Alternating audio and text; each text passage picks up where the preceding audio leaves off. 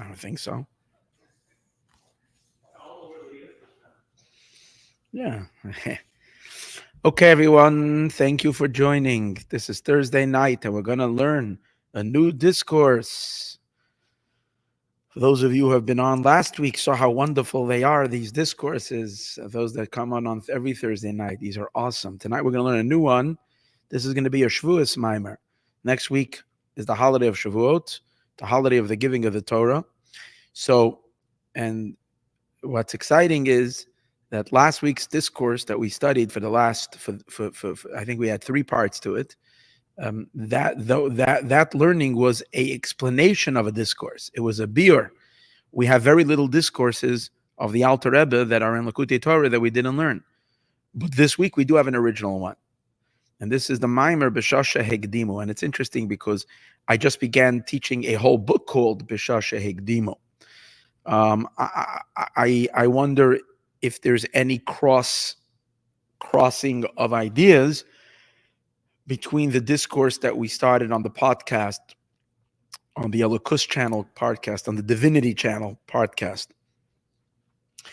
which was said by the great-grandson, and if it crosses path, and if it is in any way based on the his great-great-grandfather, Reb Shneur Zalman of Liadi, and his discourse, Besha'ah Shehikimu. Not sure. And for that, we're going to have to both learn this discourse, and we're also going to have to get at least quite a bit farther into the other discourse to see if they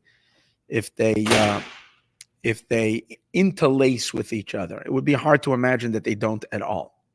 In any case, this discourse was said in the year Tov Kuf Samach Beis, which means it was said in 1802 on Shavous, 1802.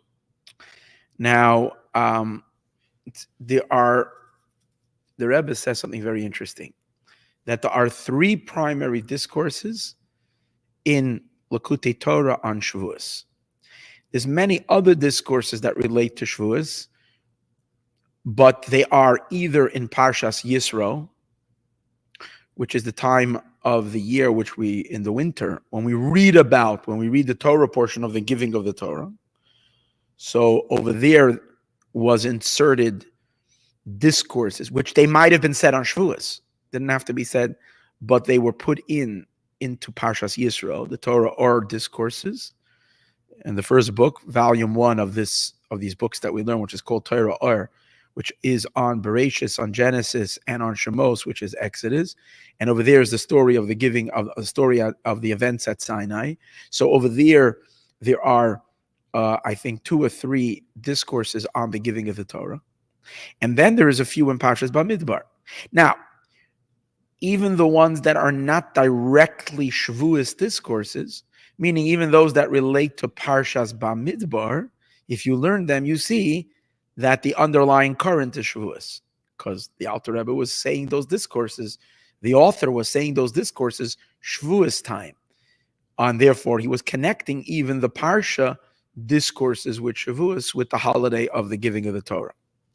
However, there are 3 designated discourses in Parshas Bamidbar. There's no section in Lekutei Torah that is for the holiday of Shavuos, but just like there isn't a section that's for the holiday of Pesach, and just like there isn't on Sukkot, there is a section that specifically says Sukkot. Pesach doesn't have. Chanukah doesn't either have a section for Chanukah, and Purim doesn't have a section for Purim, although Purim has a section, Megillas Esther does have a section. But they are absorbed in the Torah portions of the time that they come out. So all the Shavuos discourses are absorbed in Parshas Bamidbar when Shavuos usually falls out. There are 3 discourses that are specifically designated in Parshas Bamidbar exclusively to Shavuos. And the Rebbe says, interesting, which are those 3 discourses? There's really 3 big ones with explanations. When I say 3, we mean 3, and then there's explanations on them. So it'll turn out to be probably 6 or 7 or whatever. And then there's 1 tiny discourse, but there's 3 primary discourses. One of them is called Besha'ah Shehikimu, which is the one we're going to be studying. It's the first one, although we studied the latter ones, but this one we never studied. And this one is called Besha'ah Shehikimu, which we'll soon see what that means.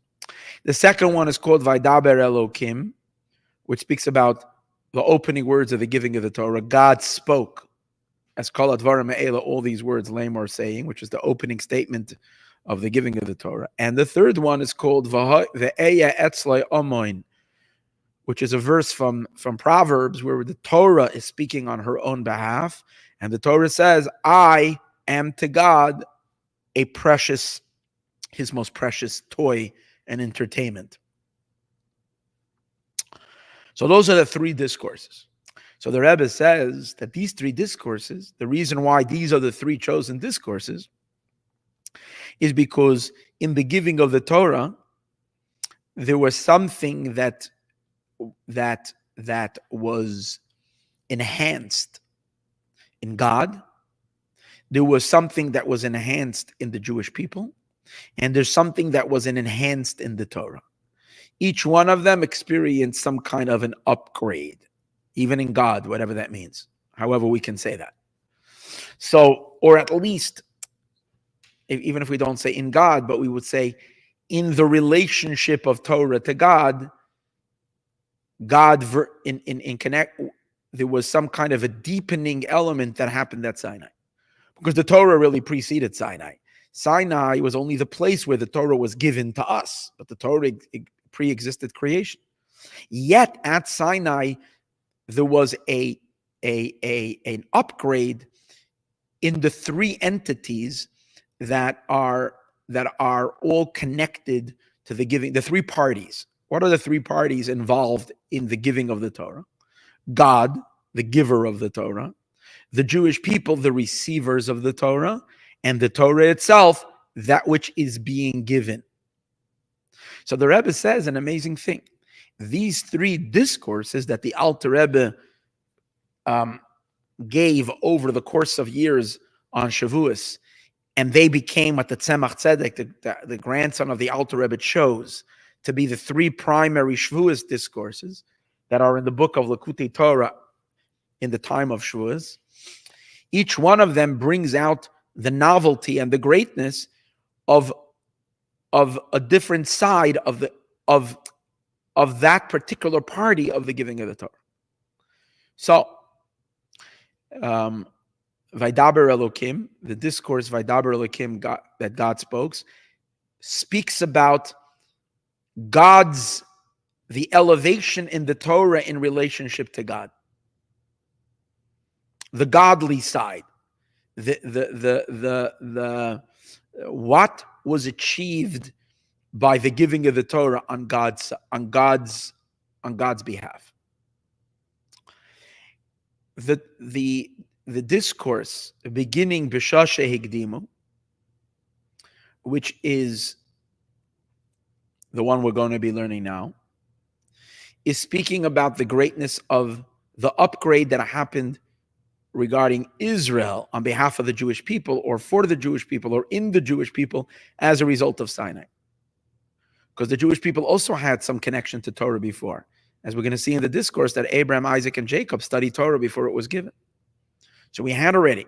But yet, at Sinai, our connection to the Torah became infinitely deeper. And that element is going to be the theme of this discourse. Viewing the greatness of Sinai from the perspective of the recipients. The discourse we mentioned earlier is viewing the greatness of Sinai from the perspective of the transmitter of the Torah, which is God.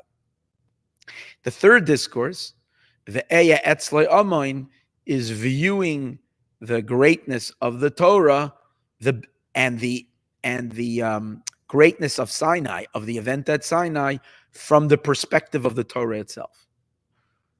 What enhanced in the Torah itself? How was the Torah before, and how is the Torah now? Very, very amazing observation. And it's interesting that which one do we begin with? There are three discourses. Which one did the Tzemach Tzedek put first? And if it's first, it's primary. the achievement and the greatness that the Torah had on us, on Israel, on the bride. We begin with the bride, then we go to the groom, and then we go to the marriage contract itself. And so in this sense, the primary part is the Jewish people. So let's read inside. I'll make a preface. I was traveling this week, so as you know, you saw from the Monday class, I wasn't back, and I just got back like 2-3 hours ago. And I am pretty exhausted, and I didn't do the due diligence to prepare this. So first of all, we're only going to start now. We're not going to complete the discourse. It's a long discourse. It's Baruch Hashem, thank God, readable, meaning I feel like I can teach. Like sometimes I feel like I can't teach, and I have no choice but to teach. But here I do feel I could teach. But on the other hand, I feel like the mimer, the discourse didn't crack open for me yet. I feel like I'm still hanging out on the outside. and obviously, if I didn't even learn past half the discourse, I didn't even see what it says there, how am I supposed to break into it? So with God's help, I hope at least I'm not going to mess things up when we're learning. And we're going to learn the first 1 or 2 paragraphs. I hope that early next week, being that next week, Thursday, there won't be a class because it's going to be the conclusion of the holiday. So we won't be able to give a class on Thursday night. However, maybe, and with Hashem's help, I would like to continue this discourse Sunday evening. So we'll move the study of this to Sunday night. So if we can't complete the discourse, at least we can do most of it before Shavous. So let's make a go for it. Here we go. Besha'ah Shehikimu Yisrael Nasa L'Nishma. At the time, now this isn't, where is this? This is to be found in the book Lekutei Torah in Parshas Bamidbar on page 12. It's not the English, the numbers are not 12. I don't know. I don't have the book in front of me to tell you which number it is, but it is Daf Yud Beis and the 3rd column of Daf Yud Beis. So what does it say over there? Besha'ah Shehikimu Yisrael Nasa L'Nishma. There is a statement of the sages where the sages say,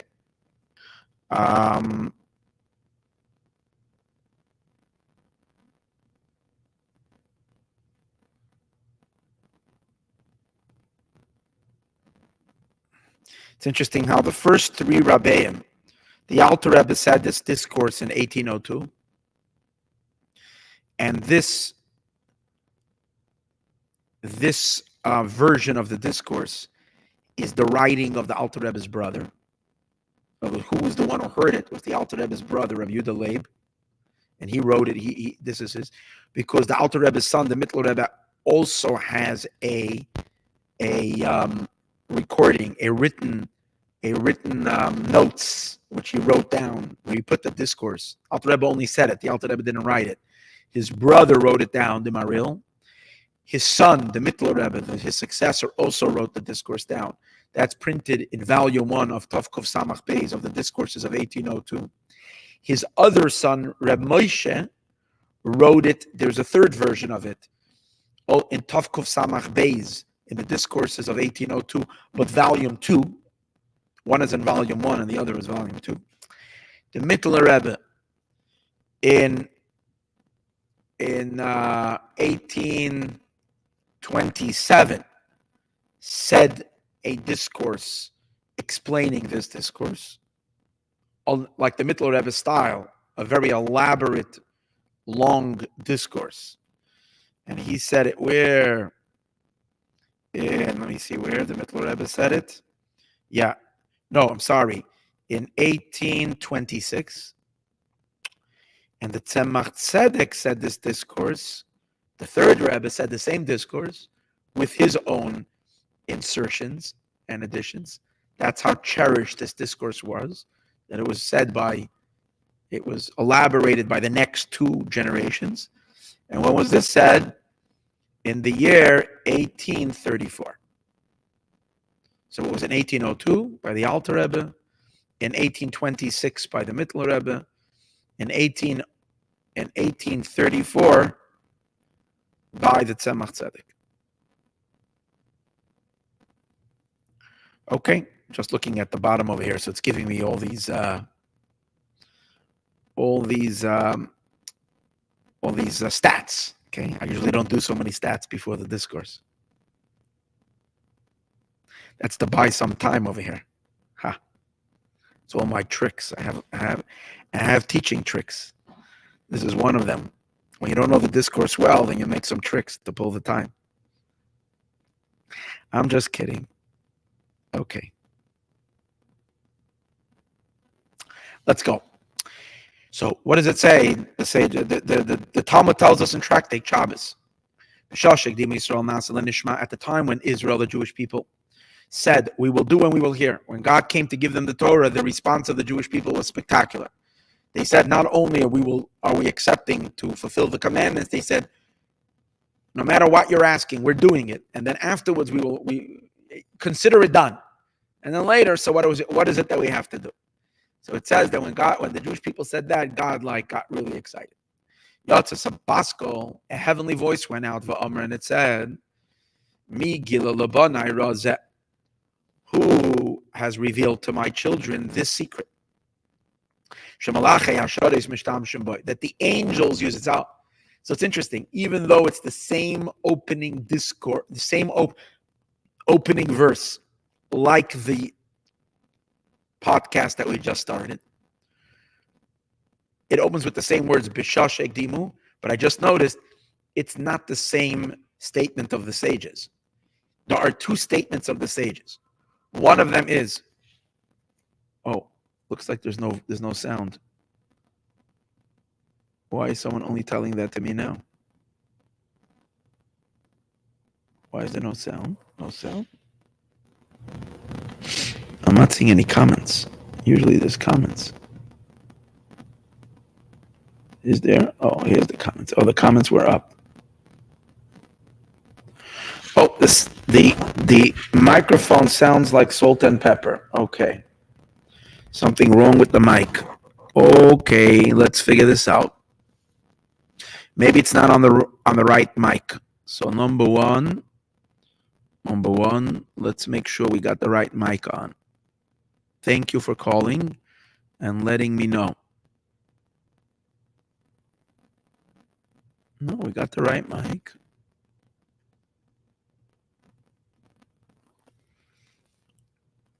Anything, or maybe these things are touching?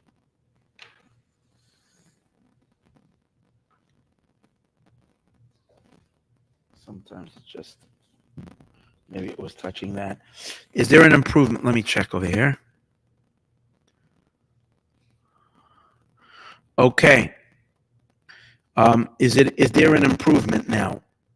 Improvement. Please let me know if it's improved or you're still hearing static. Why?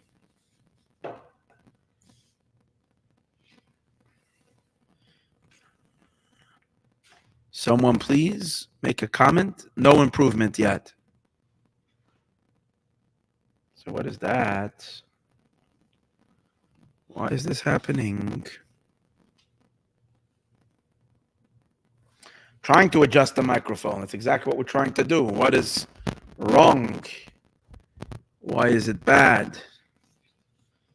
See, I don't see this happening to any rabbis, only to me. I bought myself the best microphone system, and it doesn't happen anyway. It looks like these are the best, the most important classes. Whenever there's challenge, there's always a sign. No, this is going in nicely. Oh, maybe it's my energy. Yeah. Okay. Hold on. Let's see over here. Is it better now? How are we now? Okay, I'll try disconnecting and reconnecting. Let's do that. We'll take the advice of the...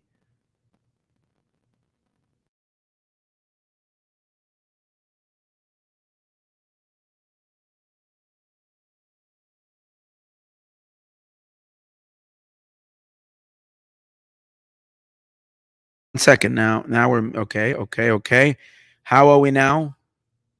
Any better? Any better?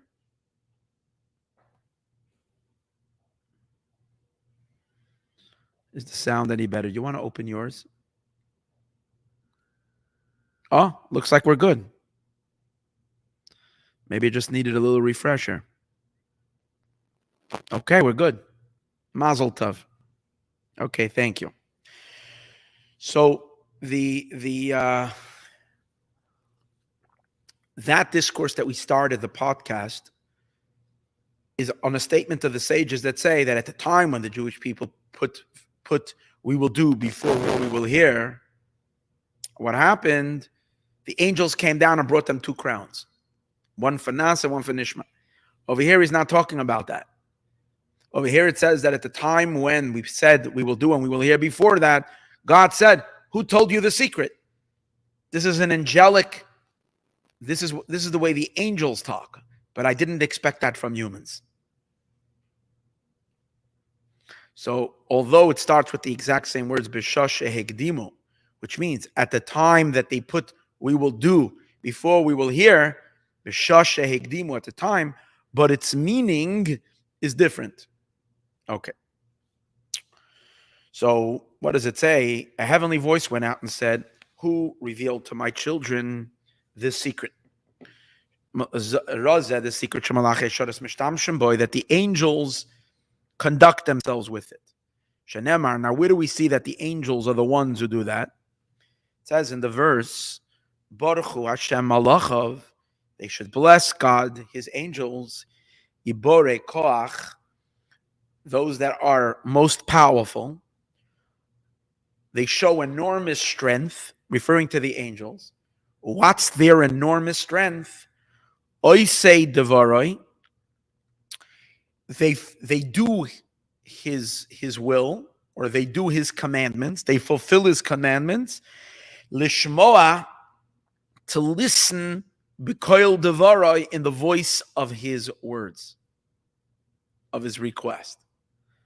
So if you look at the order, it should be the reverse. First you hear, and then you do. You can't do before you hear. Yet the angels, it says, they are so mighty in what? In their devotion and dedication to their Creator, that they put themselves out completely for God, that they're willing to do before they even hear. And where do we see that? In the verse.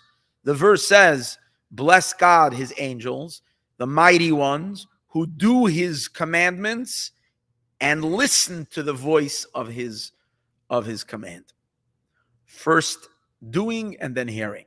So when God said angels, I pre-programmed them to act that way. I don't mind if they are so robotic. But humans, I created with more of a mind of their own. And humans always have far more deliberation and hesitations, and we have to consider things and so on and so forth. They don't have that level of readiness and such absolute commitment. But when God heard that from the Jewish people, He said, wow, you've surpassed the human condition and you've entered into the angelic realm. First they do, and then to hear. And then the Talmud continues, I think, I didn't look up the passage in the Talmud, that at the time that they did that, God went and he sent the angels down, and the angels brought them the crowns. Okay. So to understand the greatness of this, what does it really mean on a deep level? This first doing and then hearing. We first need to understand the general idea of the giving of the Torah. Like, why do we make such a big deal about the event that happened at Sinai in the year 2448 from creation? Abraham, peace upon his soul, had already kept the entire Torah before it was given. Avraham, our forefather, was doing all the mitzvos way before they were given. Like it says in Bereshis, in Genesis, Parshas Toldos, God is saying to Isaac, I will bless you because of what the amazing father that you have. And what does it say? That Abraham, your father, was the one who observed my observances, Vayishmar mishmarti, he observed my observances, mitzvosai, my commandments, chukaisai, my statutes, v'seiroisai, and my directives, and my Torah. So you see clearly God is saying, Abraham listened to all these commandments. Which commandments? God gave him a commandment to lech lecha me'aretzecha, leave your land. It seems like it says he kept my observances, like it's a whole bunch of things. From here we derive that Abraham, Avram Avinu, already fulfilled all the mitzvot that were later going to be commanded. Although these commandments were not commanded to him, he figured them out, somehow got inside information, knew what the commandments were, and began observance way before the mitzvahs were ever given. And now he says, Upeda daled dvarim, and the 4 elements are specified. 4 different parts are now this. There are 4 things that are enumerated here. It says he observed my observances, my commandments, my statutes, and my directives. So what do they refer to? So he explains, Mishmarti, my observances, elo mitzvahs lo saseh.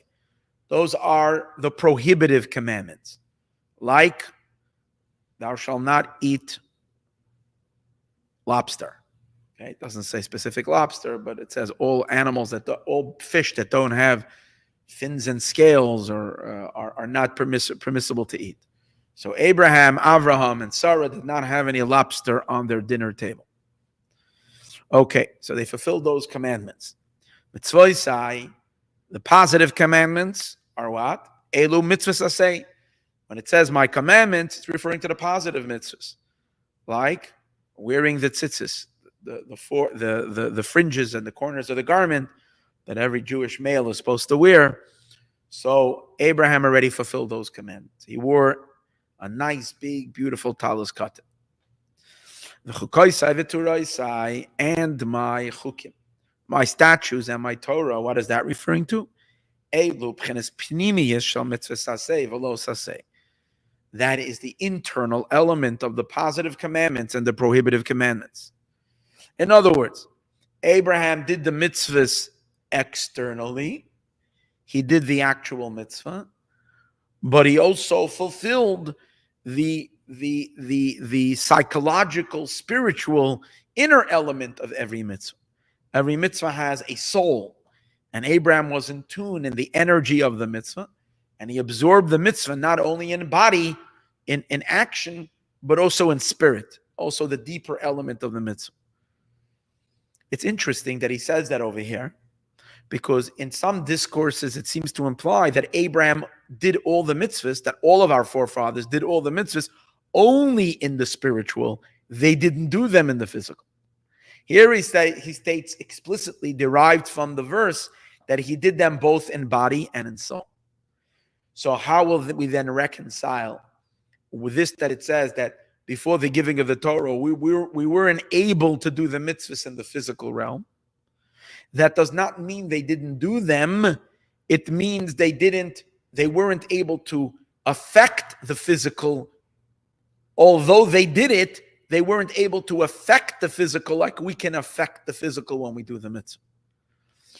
But they still did it in the physical. But, in order to pave the way for our doings. But they didn't have the impact. So now, we might say that was our forefathers. That was the patriarchs, the matriarchs.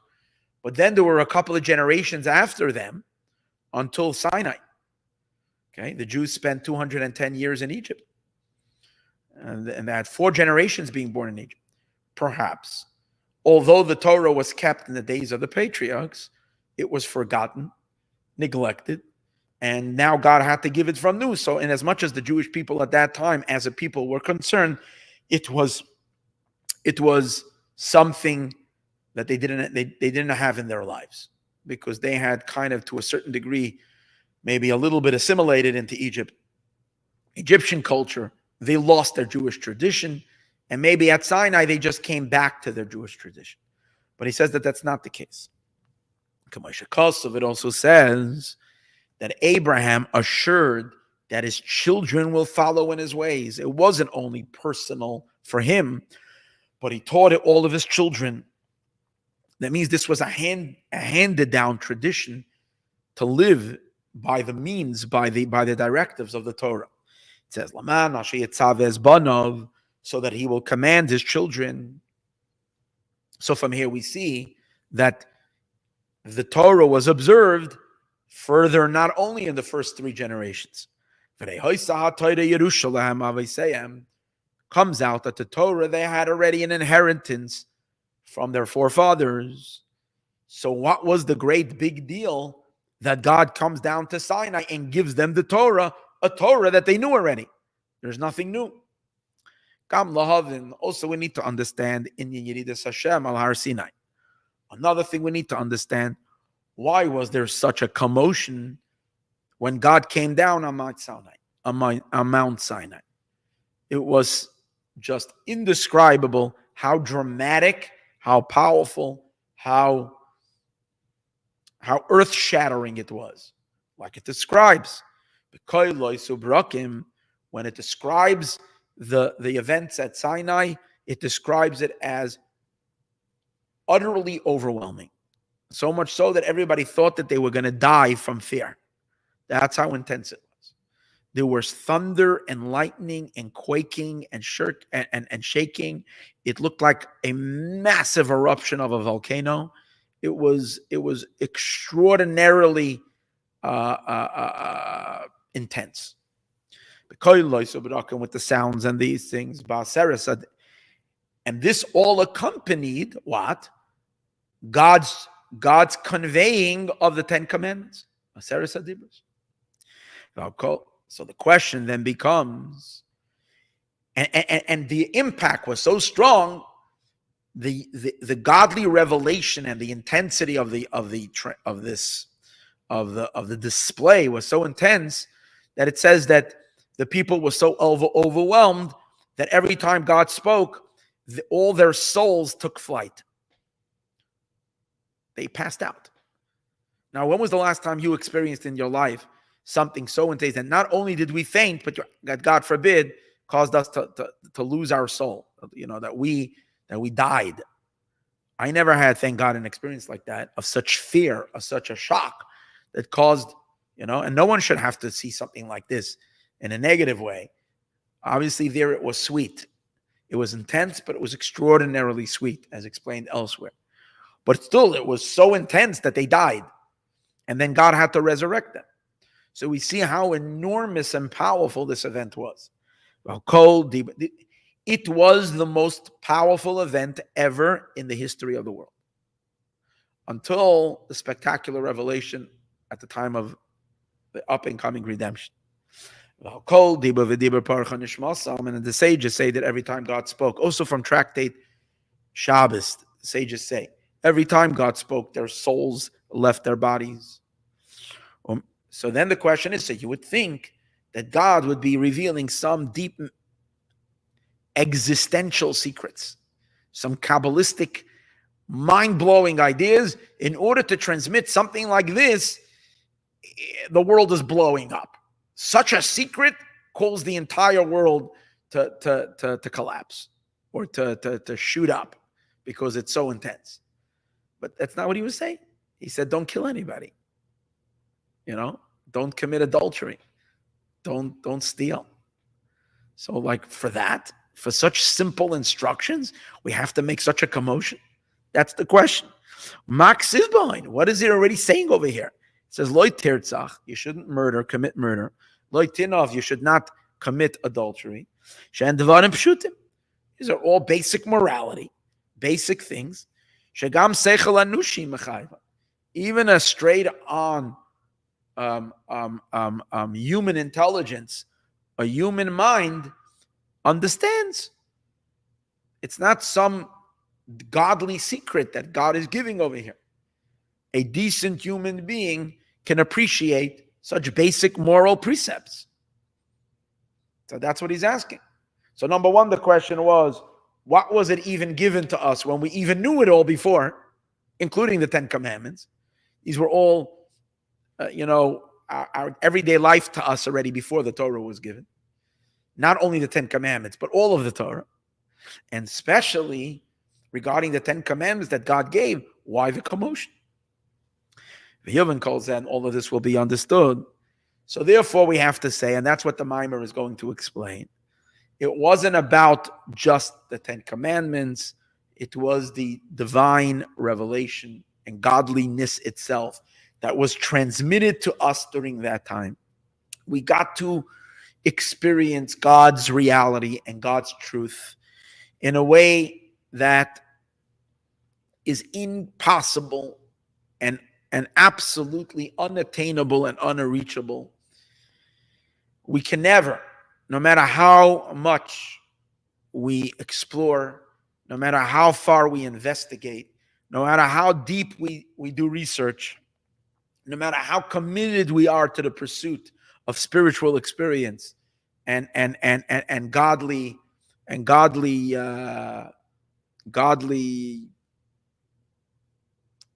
connection, there is no way that we'd even begin to get to this place. The giving of the Torah was the time when God revealed ultimate truth to us. His ultimate truth of who he really is was conveyed to the Jewish people. If that's the case, but then what does it have to do with the 10 Commandments? In other words, say, okay, the main part of Sinai was divine revelation. But yet the Torah doesn't make the big deal about the divine revelation. The Torah makes the big deal that we got the Torah, we got the commandments. So we have to say that the commandments themselves are these what seemingly are human, logical, basic morality. These ideas were the channels through which God communicated ultimate reality. So that's what we're going to have to figure out in the discourse. How does that work? If you're telling me it was God basically tore open the heavens and said, here I am, allowed us to glimpse and to experience a face-to-face revelation of God's truth. If that would have been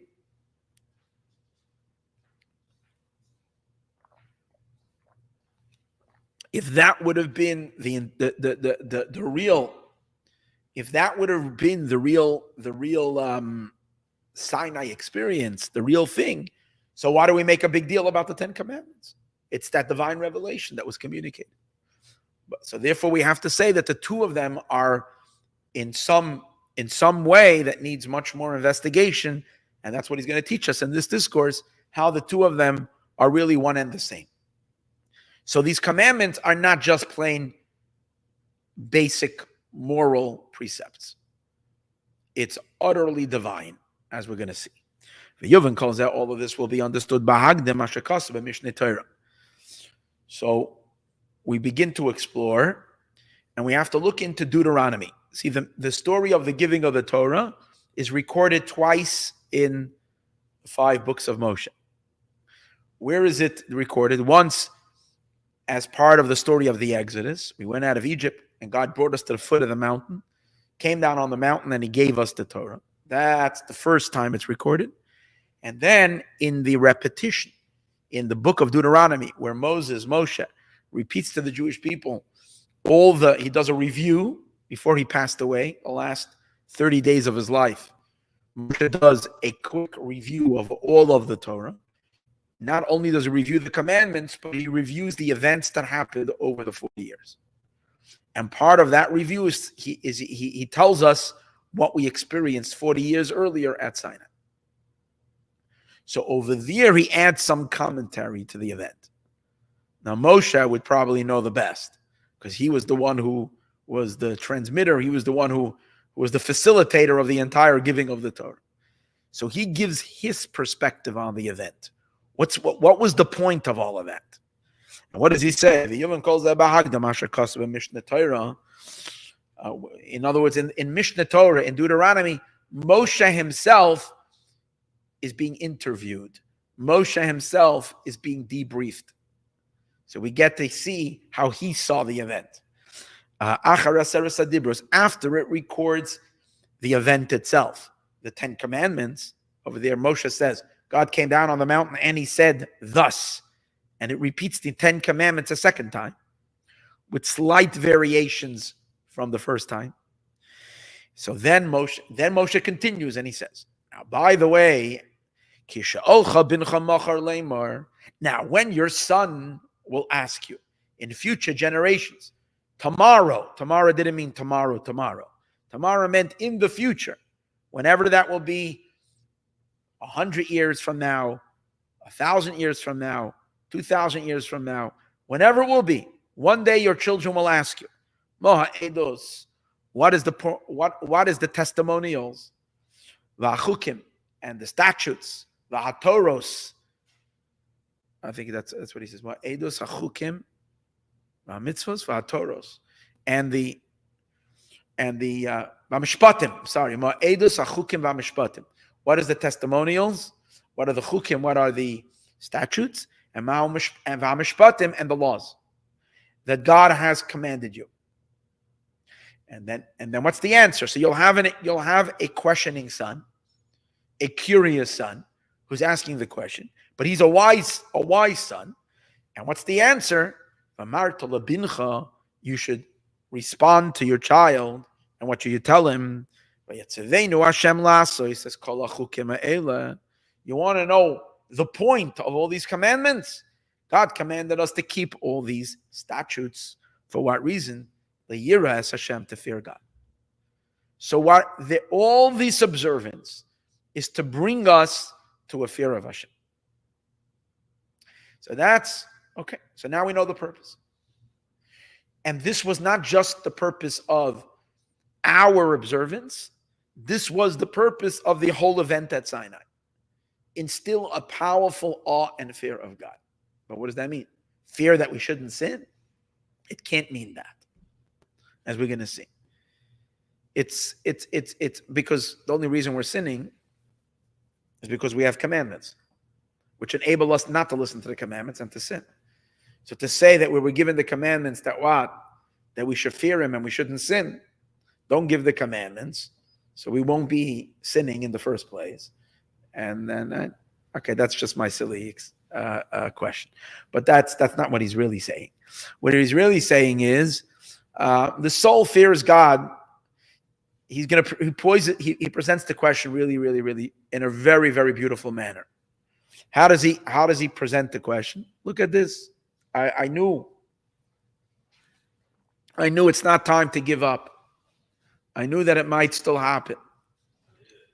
Hine, Rosh Chodesh, that's why. Happy Chodesh. So, V'ushaylas ben Chacham. Now, the sages tell us, and we say this on the Passover, at the Passover Seder, we always speak about the children asking. We speak about the children asking and the Jewish people and the parents needing to answer. There is the question of the question of the children and the answer of the parents.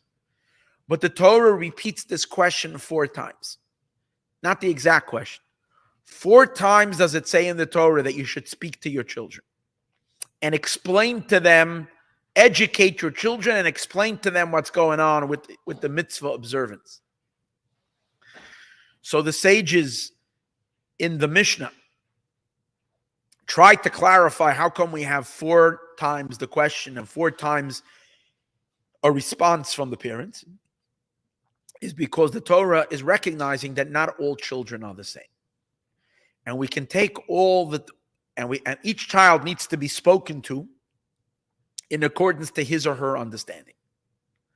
And if we take children, we can divide the children into 4 categories. There is the wise son, the wicked son, the simple son, and the son that's just completely spaced out. And it's these children that we need to deal with, that we need to instill in them, engage them, so on and so forth. So we know. Now the sages derived, it wasn't just that they said, hey, let's figure out 4 sons, How can we label them? What would be these 4 different types of categories? It wasn't just that. It's because they analyzed each time the Torah says you should speak to your children, they were able to pick up on the type of conversation that the Torah is speaking about, on what type of child. So the one in Deuteronomy, when it says your child will ask you, what is the testimonials, what are the statutes, and what are the commandments, from the way this child is presenting the question, the sages were able to derive that we're dealing with a wise child. Okay, which means that this is coming from a wise child, from an intelligent child, means it's an intelligent question. It's a wise question. The answer, what's the answer? The answer has got to be also a very intelligent answer. Because with an intelligent child, you should have an intelligent conversation. So the child is asking a wise question. And the answer to him is that the point of all of the mitzvot is to bring us to fear God. So let's understand, first of all, what's so wise? What's the real meaning of the question? What is he asking? And what is the what's the great wisdom of the answer? Because you don't want to brush this child off just with nothing. You're giving him a really, really, really, really wise answer. So this needs to be understood. So first, the Alter Rebbe explains the brilliance of the child. What's the deeper question? The question is as follows. This question that recorded over here is the question of the wise child. As it's stated in tractate in the Jerusalem Talmud, in tractate Psachim, because we know there's a Babylonian Talmud and a Jerusalem Talmud, and they're different. This explanation is stated in, that he's quoting over here, is from the Jerusalem Talmud. Perik Arvei Psachim, in the chapter of the evening of Pesach, Halacha Dalet, and over there it explains that it is the question of a wise son. So let's see what's so great about, what is he asking? In general, when it comes to mitzvah observance, a soul cannot observe them. Because you need to have a body to do the mitzvahs. If you're going to put on tefillin, you need to have an arm. You need to have a head. Without an arm and a head, if you're a pure spirit, you can't. If you don't have clothing, because your spiritual soul, you don't wear garments, so you don't wear tzitzis, the fringes on the garment. If you don't have a mom and a dad, which only happens when we are incarnated in physical bodies, we're born from our physical parents, so you can't honor your parents. And when it says, be kind to a poor person, poverty and the neediness of a person being hungry is only possible where? In a physical world. And that's where you can do charity. And so on and so forth, you can go through all the mitzvot. Especially the prohibitive mitzvahs, which are all about keeping away from sin. Souls in heaven don't have temptations for any impurity, for any immorality. Okay, the stuff don't go on in heaven. It's a place of pure sublimity. There's no partying there. There's no bars. There's no pubs. There's no all the other stuff which is conducive to sin and all that kind of stuff. It's not happening. There's also no arguments and fights where we would be afraid that someone will pull a gun and shoot. These things don't happen in heaven. Souls in heaven are in a complete different realm. So here's the question. We understand the great benefit. This is the wise son's question.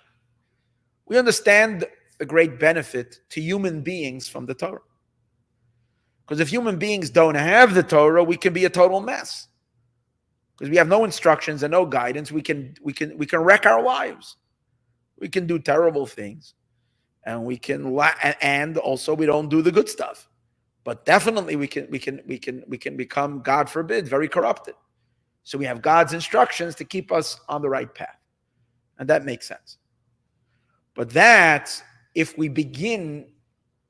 our very beginning, and we would originate as physical human beings in this world, so then we can understand God had mercy on us, wayward beings, who are God's watching us, earthlings, human creatures in this world, keeping on falling and messing up and depraving themselves, and God has mercy on us and says, let me straighten you out a little. Let me give you some guidance. Let me counsel you. Let me teach you how to live a good life. That would make sense. That would be an improvement on what was before. But we don't begin the story didn't begin with us in this world. We exist first in heaven. And for thousands of years, our souls are marinating in divine bliss. They're in pure, they experience and gaze out onto the infinite without any distraction, without any impure thought, without any other desire other than the longing for total inclusion and melting into God. That's the soul's entire experience before it comes down. So you're going to tell me that soul is given the Torah and the mitzvot. It's sent down into this world so that it can learn Torah and do mitzvahs, which it doesn't even need when it's in heaven. The Torah and the mitzvahs keep the neshama out of a mess. When it's in heaven, it's not getting into a mess. So who needs you? Why did we need for the souls to become down into a body and be incarnated in a body? So that we become susceptible to sin. And then we need to have a guide and a counselor and the whole thing to guard us from sinning. Don't put the soul in a body. And then you don't have to give him all these mitzvahs. And everything will be beautiful and everything will be wonderful. In other words, we're coming from the perspective that we were born to keep the mitzvahs. But and now we understand. The mitzvahs keep us in fearing God. But the soul in heaven is already fearing God before it came down. The only reason it can fail to fear God is because you put it in a body. And then you have to give us all these mitzvahs to help us keep in check, keep in line. So the wise son is saying, why the bother? This whole thing doesn't make any sense. Don't mess it up and don't even have to fix it. That's really what it is. You messed it up and you have to fix it. Don't mess it up and we won't have to fix anything. That's the intelligent question.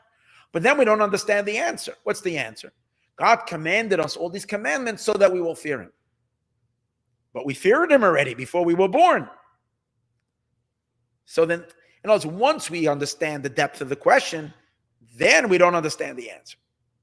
So now he's going to give you a lengthy explanation so you can understand the answer. And what's the answer? The answer is going to be that we're not talking about ordinary fear. Ordinary fear, of course, the soul had in heaven, and for that we wouldn't have any benefit coming down here. And just to regain that same sense of awe and fear of God, just to regain it would be a silly thing to do.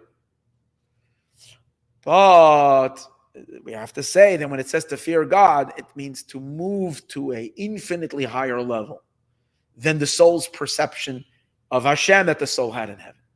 And a much deeper awe and a much deeper surrender to God that the soul gains by coming into a body which provides for the soul to become corrupted, to become messed up, to become filthy, to become anything dark, anything terrible.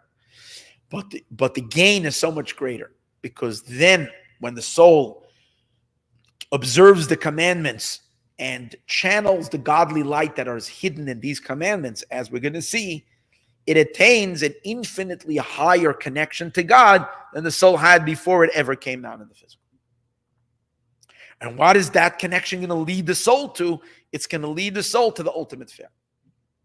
And he's going to bring that, he's going to tie that back to the giving of the Torah. By the giving of the Torah is when we felt that level of fear. And it's that we can continuously come to. In other words, our observance of the commandments is always supposed to take us back to Sinai, to that level, to that experience, as we shall see. So now he explains the intelligent question. The general principle of all the commandments doesn't apply to the soul. The entire application of mitzvahs is only possible when the soul is enclosed in a body, in which the soul encounters many troubles. Simple word, that means in a body we can get into hot water. In a body we can get into a whole lot of trouble. And then you have all the prohibitive commandments, which guard the soul from falling into dark stuff. Which, if you want to take all the prohibitive commandments and distill it to a very short message, 2 words. In Hebrew, 2 words. Sur meira, turn away from bad. By keeping the prohibitive commandments, we keep away from the negative, from the evil, from the unholy. Okay, but then the question is, so who asked you to put me in a body and then have to instruct me about how to keep away from it? Which kind of normal parent is that? You take your child and you put your child in a dangerous place. If you happen to find yourself, you weren't ready, your car broke down, and you're trying to walk back to civilization, and you're going through a hot desert, you need to sit with your child and tell him what to be careful. Watch where you place your hand, because the snakes and scorpions. Don't stick your hand in between a rock, because a scorpion might be there, a snake might be there. Because you ended up in such a situation unwillingly. But to go ahead from the get-go and take your child and put the child into a dangerous situation and then give him all kinds of instructions so that prevent him from falling, and then you don't even know, because he can slip and fall and do the worst kind of damage. That's the most irresponsible parent. And why would God do that? That's obviously the question. Okay. Because it's the body that is tempted with all the temptations. That's when it comes to the prohibited. So you might say, okay, prohibitive commandments, for that we would not be created, just to keep us back from the prohibited commandments, keep us away from doing sin, because we were not sinning much better. We were much better at not sinning when we were in heaven. So you'll say, but you know what? But we also couldn't do good when we were in heaven. But now we can do good. V'asei tov, and the doing of good, b'kiyam mitzvah sasei, through the fulfillment of the positive commandments, which is true. We can only do them when we're here. Ha-mitzvahs ma'asiyas begashmiyas, which are physical mitzvahs, which enable us to become attached to God through the mitzvah. Kamay tzitzis, when we're in a physical body, we can wear tzitzis, the fringes at the corner of the garment. With tefillin, and we can wear the tefillin, the boxes that we put on our head and our arm. The shofar, and we can blow a shofar on Rosh Hashanah. The sukkah, and we can sit in a sukkah on Sukkot. These booths that we sit in during Sukkot. The lulav, and to shake the 4 species that we shake. The lulav is a palm branch, which we do also in Sukkot with the me'ah. Ma'ashenken and neshama la'atzma, which the soul in heaven, when she was above, before the soul descended into this body, to become enclosed in a body. But here's the thing: the soul couldn't do these mitzvahs, but she didn't need it. Why? Because the point of the mitzvah is to attach the soul to God. The soul was already attached. The mitzvahs help us become conscious of God. They serve as reminders. It says by tzitzis, for instance, you should remember all the commandments, so you shouldn't forget God. But when the soul is in heaven, it's not forgetting. Not even for a moment. So it doesn't need the tzitzis. So why put us into a world where we need reminders? Leave us in a world where we don't need reminders. The imkain, and if that's the case, why did the soul descend so much? To become clothed in a physical body. Just in order that we should do the physical mitzvahs. What kind of gain does she get with all of her exertion and all of her toil? So much exertion and so much toil. And what are you gaining? Whatever you're gaining, you had already before. And that's the wise question. Oh, so now the Torah gives you the answer to tell to your son, the wise guy. Okay? What are you going to tell him? A really good answer.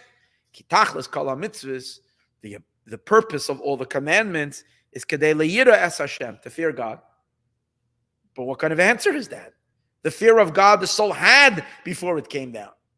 Down here, with all the commandments, we forget to fear God, right? Even when we're doing the commandments, we're so distracted. Souls in heaven, they're trembling in front of Hashem. So it doesn't seem like this makes any sense.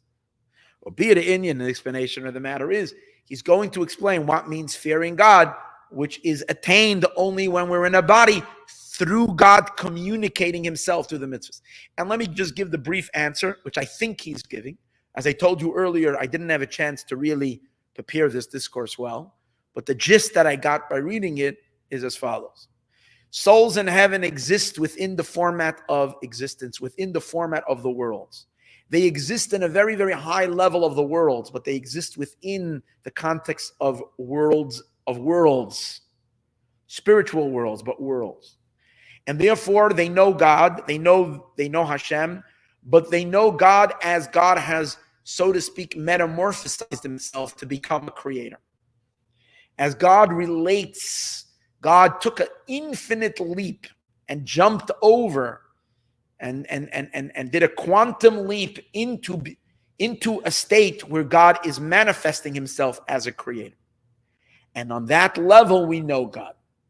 Since God, the soul in heaven, knows the divine, and when I say knows, it knows, and if it would be in heaven for 1 billion years, it's increasing its knowledge. More and more, it's becoming sharper. It's becoming more intense, deeper and sharper. But it's only knowing God as God is the creator of the universe. But God's true self is not that he's a creator of the universe. God's true self is unimaginably and incomprehensibly higher and deeper. From the experience from within the world, from within the context of creation, examining and looking out to God, no matter where you are, even on the 500th floor of this tower called worlds, you're way up there. You're still only seeing reality from the narrow context of world existence. Imagine still being in time and space. But really, even if it's beyond time and space, it's still worlds. And it will never, ever, ever truly know. And therefore, even when it fears God, since God, from the perspective of all these creatures and all these beings, from within the paradigm of creation, what we know of God is that he is the support force of creation. That makes God somehow, to some degree, within reach, within some kind of relativity to the creation. And in that sense, even when we fear him, he is super big and enormous and powerful and strong, and we're so dependent on him. But it's relative to us. So we're a tiny little insignificant something towards a huge, mega, boundless God. But we're still something.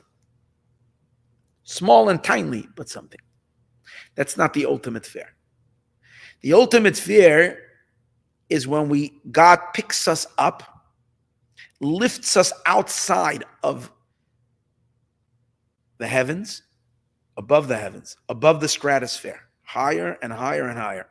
God brings us into his reality, utterly and infinitely beyond being a creator of creation. Utterly to the realms of the unknown, of the real unknown. And then we get to see that creation and all of existence is not even the value of one grain of sand to the entire sun. Or to the star which star I was reading, I was talking about this recently a couple of months ago. The biggest star that they know in the universe, that could contain in it a few million suns, if I remember. A few million suns. So imagine the value of one. You go to the beach, on the tip of your finger, you have like I don't know, a couple of 100 pieces of sand. It's how tiny it is, a grain of sand. What's the value of that to that super sun, to that superstar? Nothing. Zero. Nothing. It's like nothing of nothing, but it's still something. Because if you put this little grain of sand onto that star weighs a bit more with the sand, whatever that weight of that is. Or even if you put a subatomic particle on it, it has some value. But to God, creation, and everything that is, doesn't have that value. It's absolutely nothing. And when you suddenly realize that being, who you are absolutely nothing before him, that's the true fear. That's the true non-beingness in front of him. That reality we can't feel when we're looking at God from within. We can't come to that understanding ever because we're part of creation. We're part of this, and even the God that we know, as we said, is the force that's producing us, but not his true greatness. The only way to experience that is God has to deliver he has to show himself to us. He has to infuse his absolute truth into our soul. That happened at Sinai. At Sinai, God tore open the heavens. He tore open all the worlds, all of reality, and came down on that mountain as he is. And when we stood at that mountain, we experienced the ultimate self-effacement, becoming completely nothing in that experience.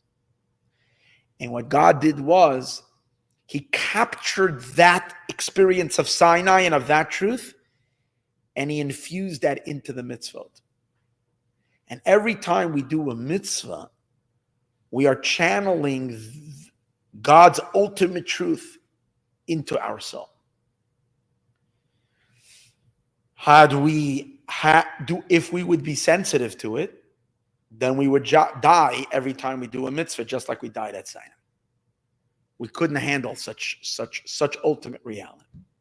We would pass out. So until Mashiach comes, although it's being delivered, dosages of that emes, of that truth, is being delivered into our soul, we go around oblivious and numb to what's going on. But oh boy, when all of that download is going to open up into our consciousness, it's going to be intense. It's almost frightening to think about what's going to happen. But we will survive. Not only will we survive, we will thrive in that, because that's really who we really are. We're meant to come face to face with Hashem.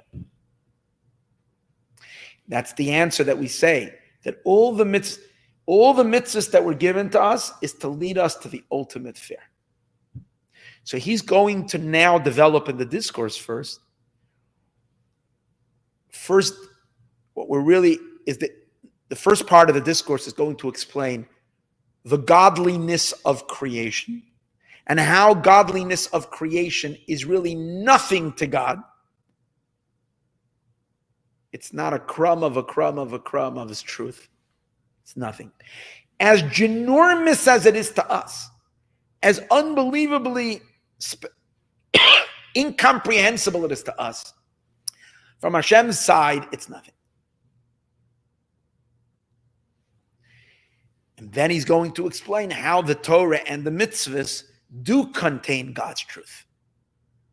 And God delivers his truth to us through those mitzvahs.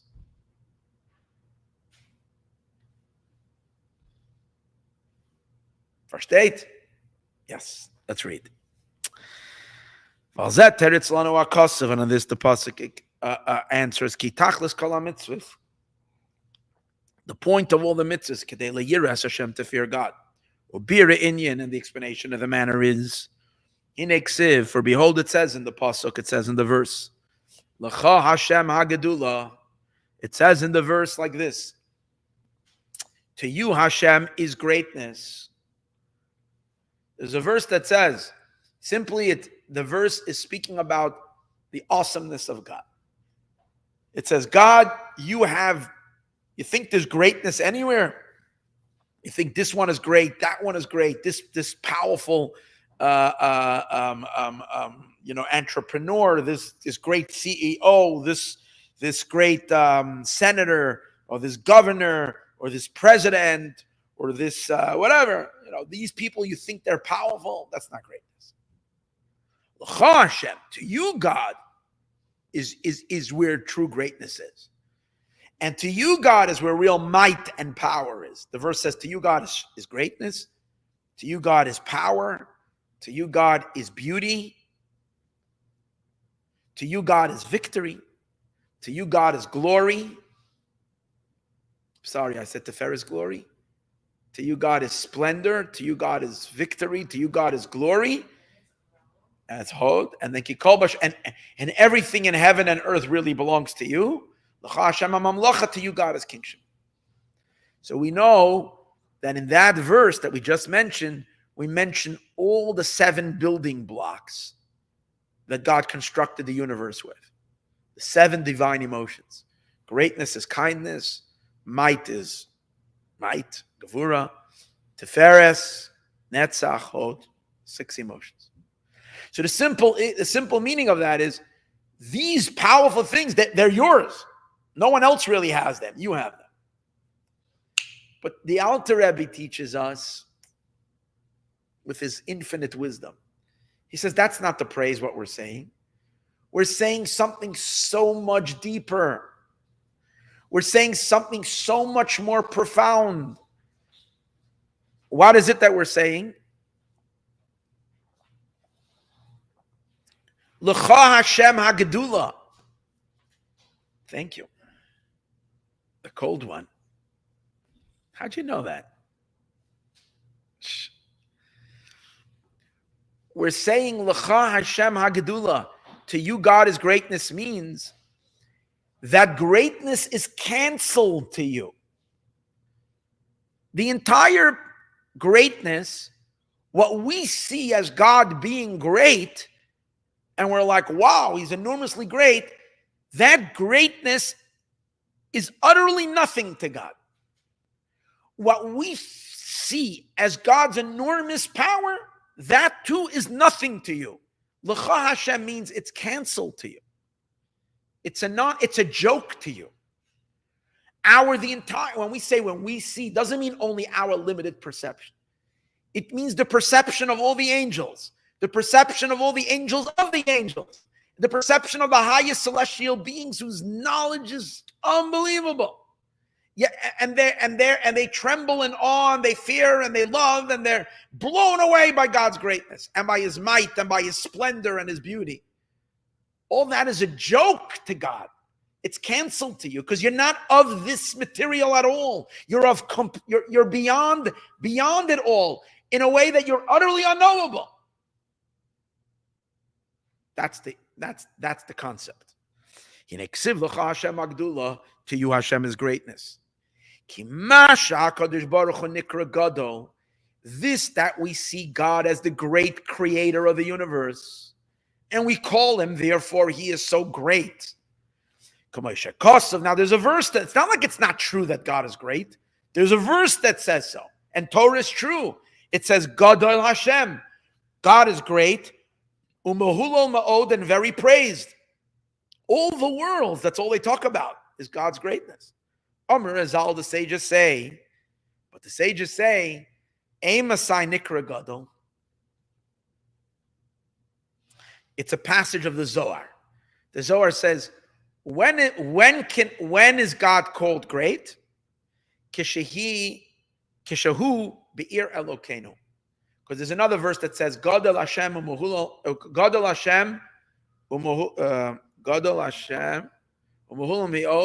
be'ir Elok. No, Is that Be'er Elokeinu? Gadol Hashem. No, not that one. In Yom Sheni, in the Mizmor of Yom Sheni. Gadol Hashem u'mehulal mi'od.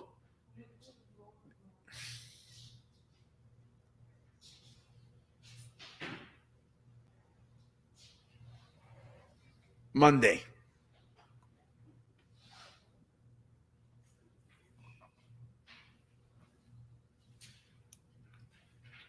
Oh no, I have it. I'm sorry. Okay. I don't want to take it away from you. I'll let you find it. Be'er Elokeinu. Oh, there you go. What does it say? This is in Psalms 48. It says, God is great and very praised. Be'er Elokeinu, in the city of God. Har Kocho is holy mountain. So the simple meaning of it, it's always like the simple meaning is simple, but then there's always so much deeper. So the simple reading of it is, so where can you see God's greatness? When you go to the Ir Elokeinu, you go to Jerusalem, and you see the splendor of Jerusalem, the splendor of the Holy Temple. I'm talking about Jerusalem when the temple was standing. And you see the priests over there and the awe and all the whole experience. So that way you can get a sense of God is great. And he's very praised in his holy city. The Zohar says an interpretation like this. God is only great and he's praised. He's praised for his greatness when he descends with an infinite descent into his city. But before and prior to God coming into his city, we can't even say that he's great, because that greatness, that God is great above the holy city, is an utterly unknowable greatness. And we can't speak about it, we can't think about it, we can't know it, and therefore we can't get excited about it. So when can we get excited about God? After God descends into his city and builds for himself his capital city. So what does that mean? So we know what it's a city. The city of God really means the metropolitan of God is the creation and all the worlds, because God creates the worlds through his speech.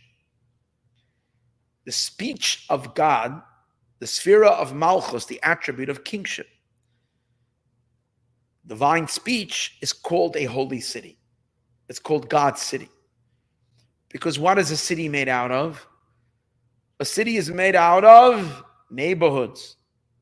And what are neighborhoods made out of? Streets. And what are streets made out of? A collection of homes. A row of homes. What are homes made out of?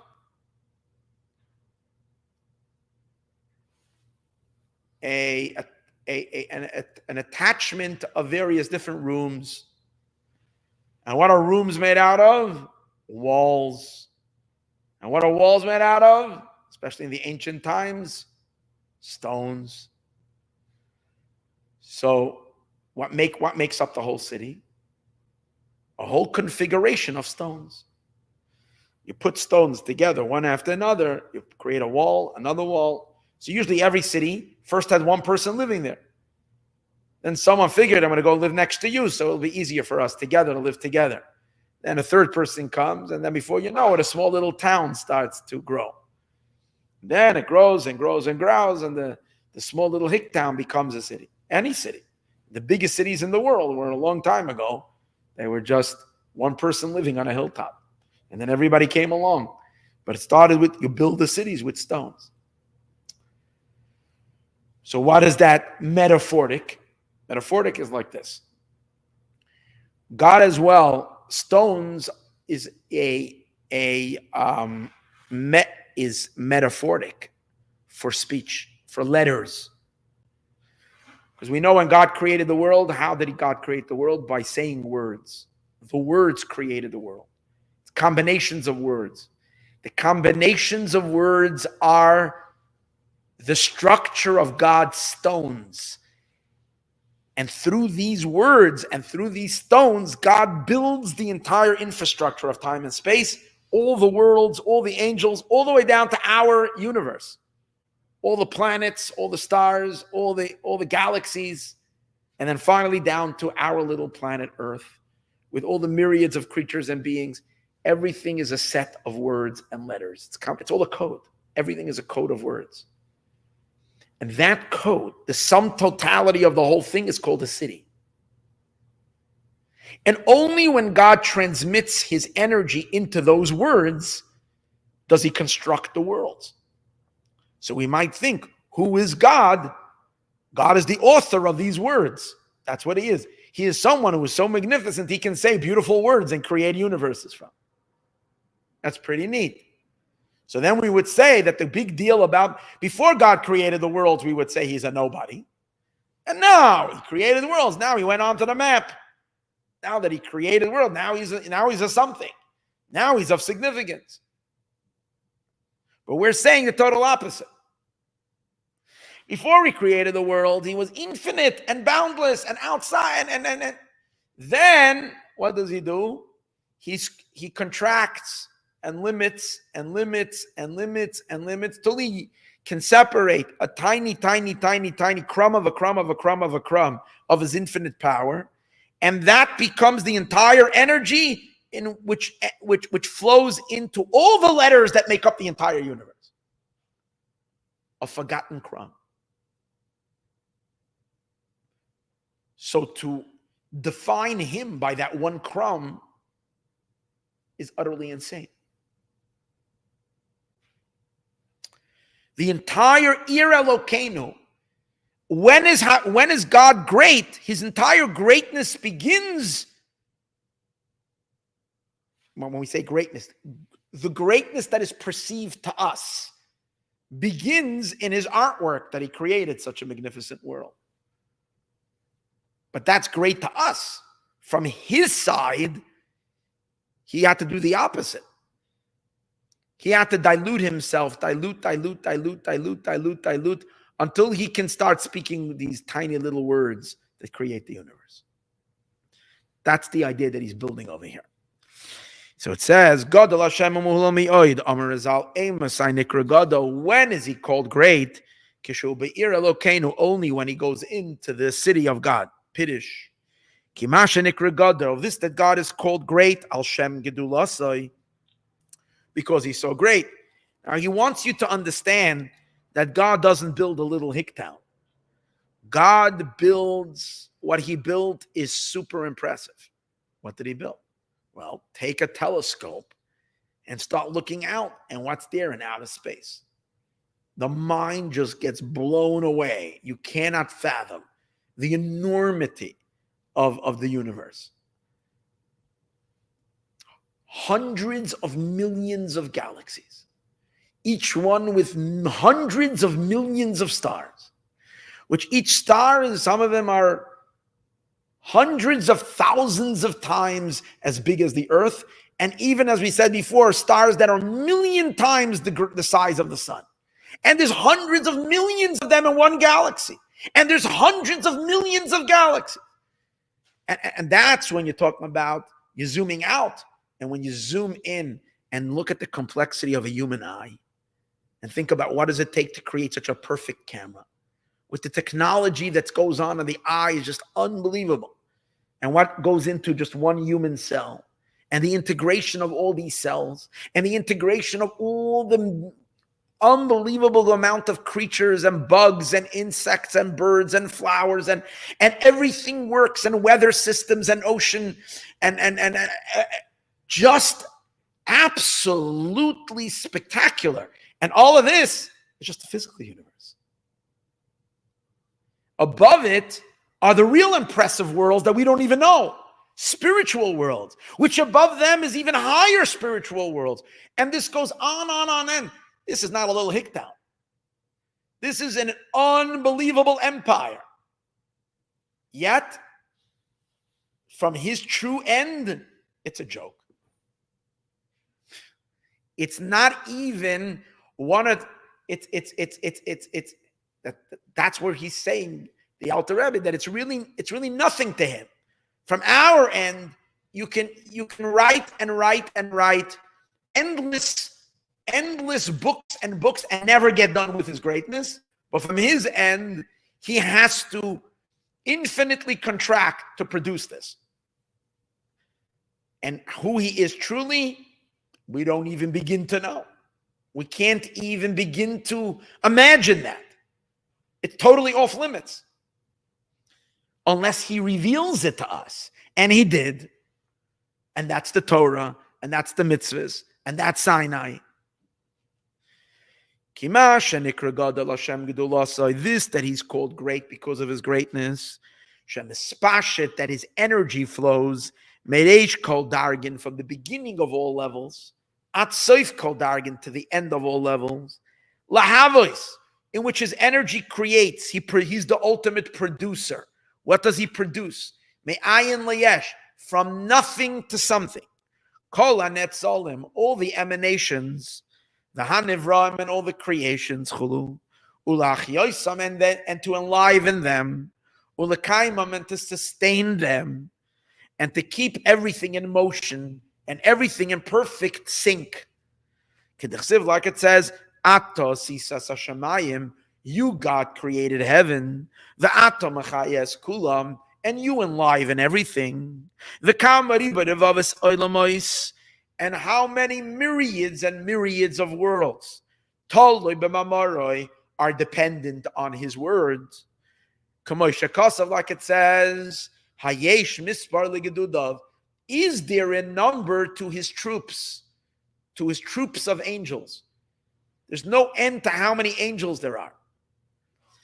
So this creates an enormous greatness, one that we can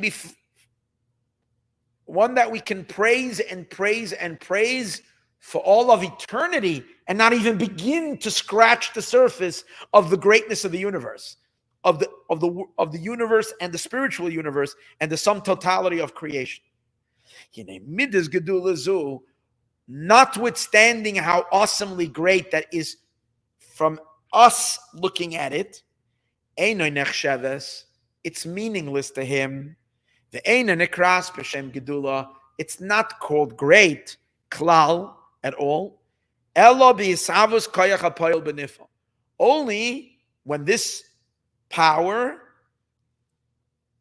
actualizes itself into actualization through al yedei asara mamares, through the 10 utterances, which through the 10 utterances recorded in Genesis, in the beginning, God created the world.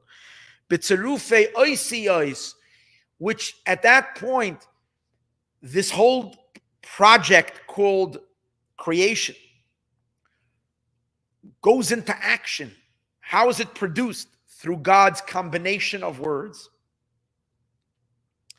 Every element in the world has divine letters that make up its genetic code. Like explained elsewhere. And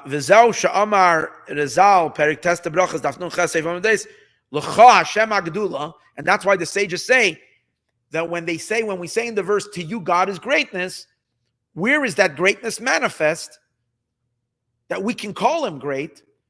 The sages say that's the act of creation. Creation is an act of God's greatness. Zemaise bereshis, that's the work of creation. But he's explaining here that's greatness from our side. But we ourselves admit that this whole power of greatness is canceled to you, God, as if it's not even a tiny drop in the ocean. But this will understand what it means, that he's only great. That's what the Zohar means.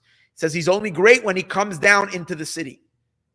That means when he actualizes his energies into words and through the words. Now, in order for him to actualize his otherwise powerful energies into words, he needs to distill and distill and distill and distill till he can come down to just plain words.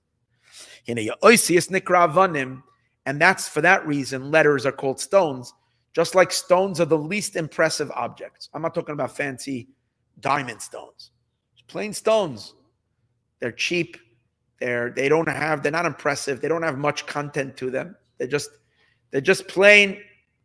I said not precious stones, just plain rocks and stones. They're nothing. They're meaningless. And they have the bare minimum of what it takes to a creature to have. And that is just beingness. They don't have any expansion. They don't have any growth. They definitely don't have intelligence. They don't have any feelings. They don't even grow. The way they are, they will be for a million years. Exactly the way they are, no changes. So they have the bare minimum. That's what we say. God also reduces his energy to the bare minimum, to letters, but that becomes the building blocks of all the universes. And that's when we can start speaking of his greatness. So him at his most reduced point, that's when we start getting excited. Because his potential light, that's way above that, no one gets excited about it because it's unknowable. Now, when you take these stones and you combine many stones together, you create a house. So the same as the combination of letters create a divine unit called the divine home. And that's 3 billion worlds. One combination of letters. Another combination of letters, another 3 billion worlds with whatever trillions and trillions of creations in them, and so on and so forth. As it says in the book of Formation, Shnei Avanim, 2 stones, build 2 homes. The klali is kol hatzirufim. Now, if you take all the combinations of letters, if we were to be able to get to the entire speech that God gave when he created everything, that entire world of speech, that's called God's empire. That's called the ear, the city of God. And we say, when is he great? When he's in that city. Klali is kol hatzirufim nikra b'shem ear, and the general, if you take all the tzirufim, all the combinations, that's when it's called the city. When is he called great? Only when he enters the city of God. Why is it called the city? City we explained already. But why is it called Elokim, the city of the Lord? Because Elokim refers to the attribute of Malchus. It's already a limited element. Elokim means constriction. And it's a very limited element of God. And that's where the city is created from. Malchus is called Elokim. Ir Elokeinu.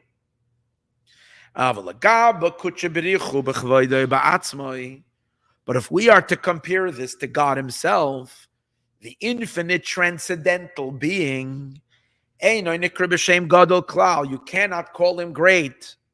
Why? Because what's his greatness? He's so great, he created all of this. From the higher, truer truth of God's very, very self, creation even never happened. It's not even a blip on the radar. Never happened. Because it's created from a nothing of a nothing of a nothing. So in the overall reality of him, all of these worlds and all of the history of them, the past, present, and future, and everything that's going on is a non-event. It never happened. It's nothing. It's not even a crumb. It's nothing. And that's why the verse says, God says, I never changed. Ani Hashem lo shanisi. I don't change. And that's why we also say in our prayer, you are the one before the world was created, and you are exactly the same after the worlds were created. Creations didn't even drain you. It's like we learned on Shabbos, we learned that the sage Rabbi Akiva, the sages say Rabbi Eliezer, he says if all the seas were ink, and all the trees were pens, and all the heavens were parchment, the people could not write down what Rabbi Eliezer said, what I studied, what I know. And yet, I haven't even dipped. All I did, the amount of Torah that I managed to take from what the Torah really is like dipping a quill into the ocean and taking out nothing. So, same idea, what we're saying over there. But,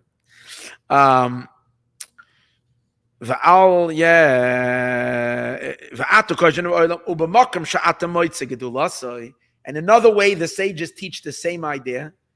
They say in the place where you find God's greatness, in other words, to the very place where God wows us, and we go, wow, imagine being able to stand at a certain perch. Sometimes you climb and you get to on a hike and you get this most expansive view. It's a very clean, clear day. And therefore you can see all the way to Catalina Islands, to the Channel Islands. You can look out and you can see the St. Gabriel. I'm talking about over here in California. The St. Gabriel Mountains. You can see the entire city of LA. You can see like really, really far. And it's beautiful. And it's a view that's like unbelievable. Or you go really high up into the Sierras and you suddenly come out on a place that you feel like the entire world is beneath you. So imagine being able to go rise up to a place where you can see the vastness of God's empire. Where you can literally see all the worlds, everything that exists, stacked up one on top of the other, deeper and deeper and deeper. We would faint. We would faint a million times looking at this. We couldn't handle it. They would be like, oh. And then we would say that, wow, that the place where you find his greatness, you know what that is? That's his humility.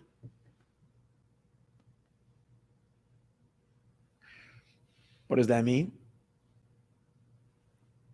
That God was doodling when he did that. It's like when a person their mind is totally not there.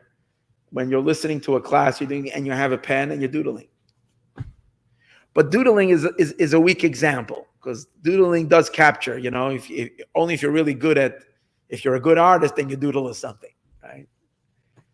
But so it's something of you. But by Hashem, it's not even that. But I'm just giving an example. So it's a doodle. It's his humility. It's his humility. As I say all the time, God would not even put creation of the cosmos on his resume. Never. It's not anything for him to be proud of in terms of if he would meet obviously it's ridiculous what I'm saying, but just get the idea. If he has to impress another God, so to speak, what? It's nothing. As he says, and at the place where you find his greatest, there you find his humility. His greatness, that's his humility, not his greatness. Because his name is exalted above. Only his glory is on the heaven and the earth. Meaning a little ray of him is the producer of heaven and earth. Produced by an insignificant crumb of God. That's how God signs off on creation. Produced by an insignificant, utterly insignificant crumb of his true power and greatness. It's a little ray, that reveals itself, which only reveals his radiance. It doesn't capture anything of the substance of who he really is. Why? Because his true greatness, not the greatness that the world see or the creatures in the world see, but his true greatness, ein cheker, is unfathomable. Means we can't research it. We utterly don't know. And this is the meaning to you, God is greatness. What does that mean to you? Not that you are great, but greatness in general that we perceive as awesomeness, pure awesomeness and greatness. To you, God, it's canceled to you. It's a non-entity. To you means surrender to you and non-existent to you. That's what it means. The attribute of this greatness, batal lecha, is nullified to you. Ve'eina oila b'shem klal. It doesn't even have a name. Okay, that's the meaning. L'cha Hashem agdula. To you, God is the greatness. But now the Tzemach Tzedek adds, and based on this, we can go even deeper in the words. L'cha Hashem agdula, which would mean like this. In order to get to Gedula, in order for the power of God's greatness, which is the life force of the cosmos, in order for that to manifest, God needs to first put his energy through a metamorphosizing machine to completely transition it to something else. And that's the meaning of Yud-Kei Vav-Kei. God's name can process true divine energy into almost something else. Yud-Kei Vav-Kei distills the light to the point that there's nothing left of the original. Because Yud means a tiny point. So you're taking from the vast infinity one tiny drop. And then that one drop, you stretch it out and it becomes the Hey. You draw it down, it becomes the Vav. And then it expands and it becomes the Hey. But what is feeding the Yud-Kei Vav-Kei? What? Only one tiny little speck, a needle speck, the point of a needle. From what? From infinity. And even that is only the ray, not even of the substance. It's not like a point of the substance. It's not one decimal point of the substance. The substance is not even transferred. As we're learning now, we're learning so many discourses. The Mashiach class that I give every day, the Ayin Beis class, it's all after its Tzimtzum Arishon, after the first symptom that blocked the light completely. Nothing, zero of God's true self is left over to produce the world. And then he reinserts a ray, a hidden, and we're going to go on and on for the next 30 years trying to figure out how this is a class that I just started, which is going to take us 30 years to finish. So how we make our way from that infinity into actual reality. But then when you realize that it's really nothing. This is the meaning to you, God is greatness. In order for the Gedula, which is the sphere of chesed, the attribute of kindness, in order for it to emerge, this is through the name Havaya. You need Havaya first to produce his greatness. Dahainu, and what's the key to Shem Havaya? Yud. What is Yud? A contraction to a tiny point. Tzimtzum, a contraction. That's why this entire greatness, Koloch HaShiva, is considered nothing Lagabe Atzmusa Yizbarach, in front of God's essence. Ubchenas ayin mamish. It's considered literally nothing. Similar to what's explained in a different discourse, the Pirush, the Alter Rebbe has such an innovative meaning in when we say that the worlds were created something from nothing. So there is a statement, we say creation was not something from something. God didn't begin with materials that were already in hand. God originated everything from absolute nothing. Pretty cool. So the nothingness he creates. But then the question is asked, what do you mean from nothing? It's his energy that produces it. So it's something from something.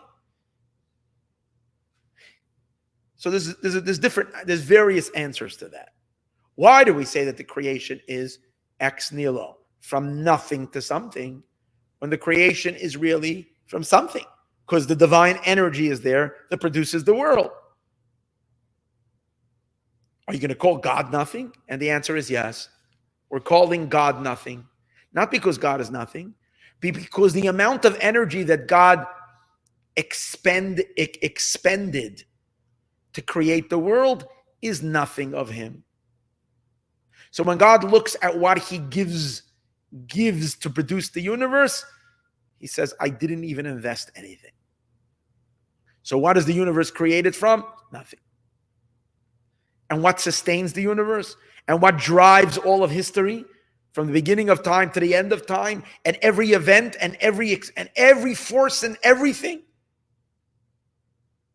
From what produces a wheat kernel, and what produces a sequoia tree, and what makes a gushing, powerful river, or the mighty oceans, or powerful tornadoes, or hurricanes, or magnificent, beautiful, stunning sunsets, valleys and mountains and canyons, deserts, and all the billions of creatures inside of them. What's the power behind them? The godly force. I'm not talking the godly force that's producing it all. Nothing. Not even a crumb. That's the meaning, yesh man. Now, for some reason, the Alter Rebbe is so excited about this idea. Because he really lived with this. He knew this so deeply. We hear this again and again. If you come to this class, this is a concept that keeps on. The Alter Rebbe keeps on going back to this because he's tormented in a certain sense by how foolish and how ridiculous our existence is compared to ultimate reality. So he's a person who's he's in a feverish, burning desire to get past this nothingness and to touch what he can't. He's so excited about what real something is, and that's what he's seeking. And that's what he keeps on reminding us that we're insanely we are in such a stupor that we fall for all of this. And the Alter Rebbe says, because he came, and you should know, and the Alter Rebbe's Torah is the first one who talks about this. Everybody, I mean, you have kernels of it other places, but the first one who conveys this message nonstop is the Alter Rebbe. Why? Because his soul did come from, not from the little crumb, from beyond. So he did know the beyond. See, but then he realized how he fell into this nothing, and it bothers him, it hurts him, and he wants to wake us up to the idea of how nothing this is, and say Gewalt. Even if you're living with all the spirituality of the highest spiritual beings, you're still living in a bunch of nothing. And what's his quest? His quest is for truth. Oh, and that's why he's gobbling up the Torah, because the Torah and the mitzvot, that's where the something of God is. That's not the nothing of him. That's the something of him. He plants himself into the Torah and the mitzvahs. God zip drives himself into every mitzvah and into every element and delivers himself, his true self, to us. Not what he produces the universe with. That's really nothing. So over there he explains with Pirush HaBriya that the creation, Nikra Yesh Me'ayin, the creation is called ex nihilo, from something to nothing, from nothing to something, because all of creation came into being, Me'a'ara ba'alma, from only a ray, She'ibchinas ayin, which is nothing. And to Hashem, it's as if it's not. Like will be later explained in the third chapter. Because to God, everything that's beyond this tiny yud, remember he said all of the cosmos begin with that one little decimal point. So to God, everything that's above that decimal point, that's something. From the decimal point and onward, which is all of creation and all of the world, is nothing. Because they're feeding off nothing. So from God's perspective, God didn't create something from nothing. From God's perspective, he created nothing from something. He managed to distill his energy till it was nothing, and from nothingness, he created a bigger nothing. So what did he make? He made a whole bunch of nothing. And he's entertained by the fact that the nothing thinks it's everything. Must be pretty funny. And he wants to, and he's amused by who's going to figure it out. Who within the nothing is going to figure out that they're collecting and they're pursuing and they're bragging and they're whatever about a whole bunch of nothing. And who is going to seek something? Everything that's above is called something compared to what's below it. Therefore, even that which is the divine attribute of greatness, that manifests only in the city of God, which is the supernal speech, that creates all of creation from nothing to something. Nikra ayin, it's called nothing, but he doesn't suffice by saying it's called nothing. Ayon mamish, literally nothing. You shouldn't think it's probably a little bit of something. You're just saying it's nothing. No, he says literally nothing. And he tries to give us an example from our own experience. And like the metaphor, or it's analogous. Oh, my new word that I'm practicing. It's analogous to dibur adam, to the speech of man, which the power of speech of a person is considered not too important and less of something in compared to the greater power of speech that a person has. What he means over here is the capacity of a human to talk. How much breath power, especially when you're 3 years old and you have a whole life in front of you and you're just beginning to talk. So think about your first sentences that you said.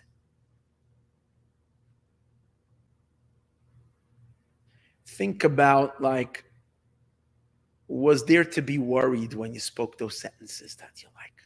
Spending your wording, you're spending your speech. Does anybody worry when they're 3 years old? Even when you're 10 years old, even when you're 30 years old and you're kind of moving through your life already and there's less to live, God forbid, so on and so forth. But you realize that your capacity to talk is boundless. You can talk and talk and talk. What is one sentence?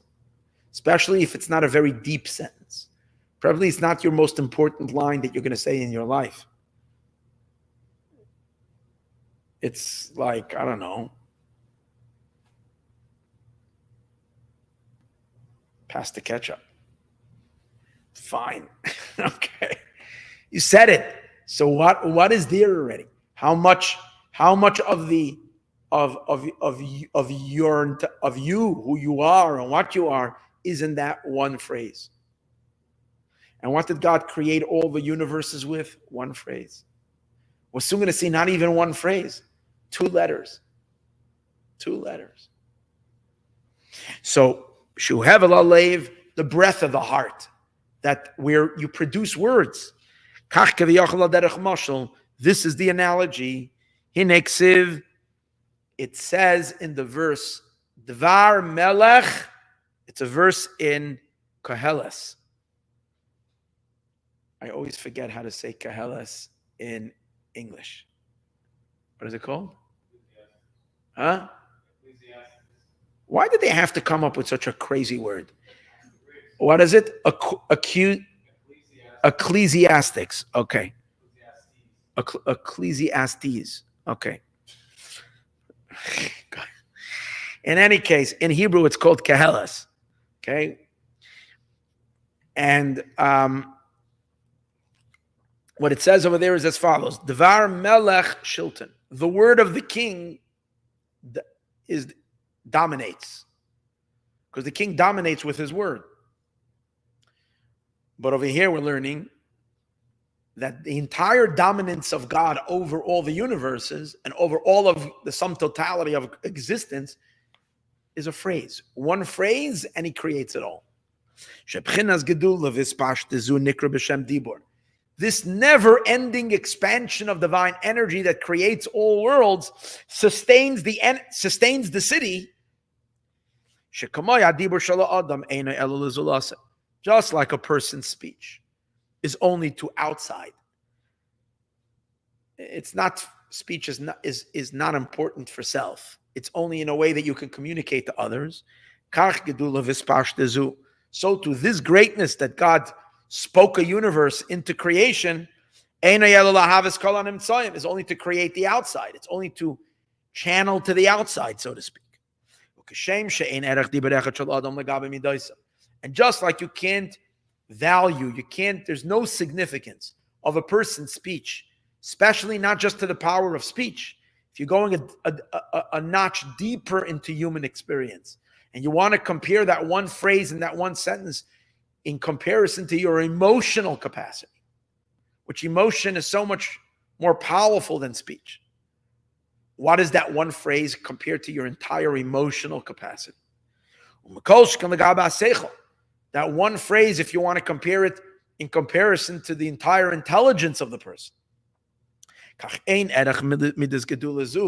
So this entire attribute of divine greatness, which the entire universe, here is where he brings it to what I said earlier. It's the expansion only, it's two letters. From God's name. Like it says, even though it says that he created the world with 10 utterances, it's really two letters which later are manifest. These two produce 10 utterances. What are the two letters? The Yud and the Hey. Tzura Elamim is the power of the world. B'Yud Nivra Olam Haba, with the letter Yud, God created the world to come. The more spiritual worlds. Ubehei, and with the letter Hey, Olam Hazeh, God created this world. And just like it is in God's greatness.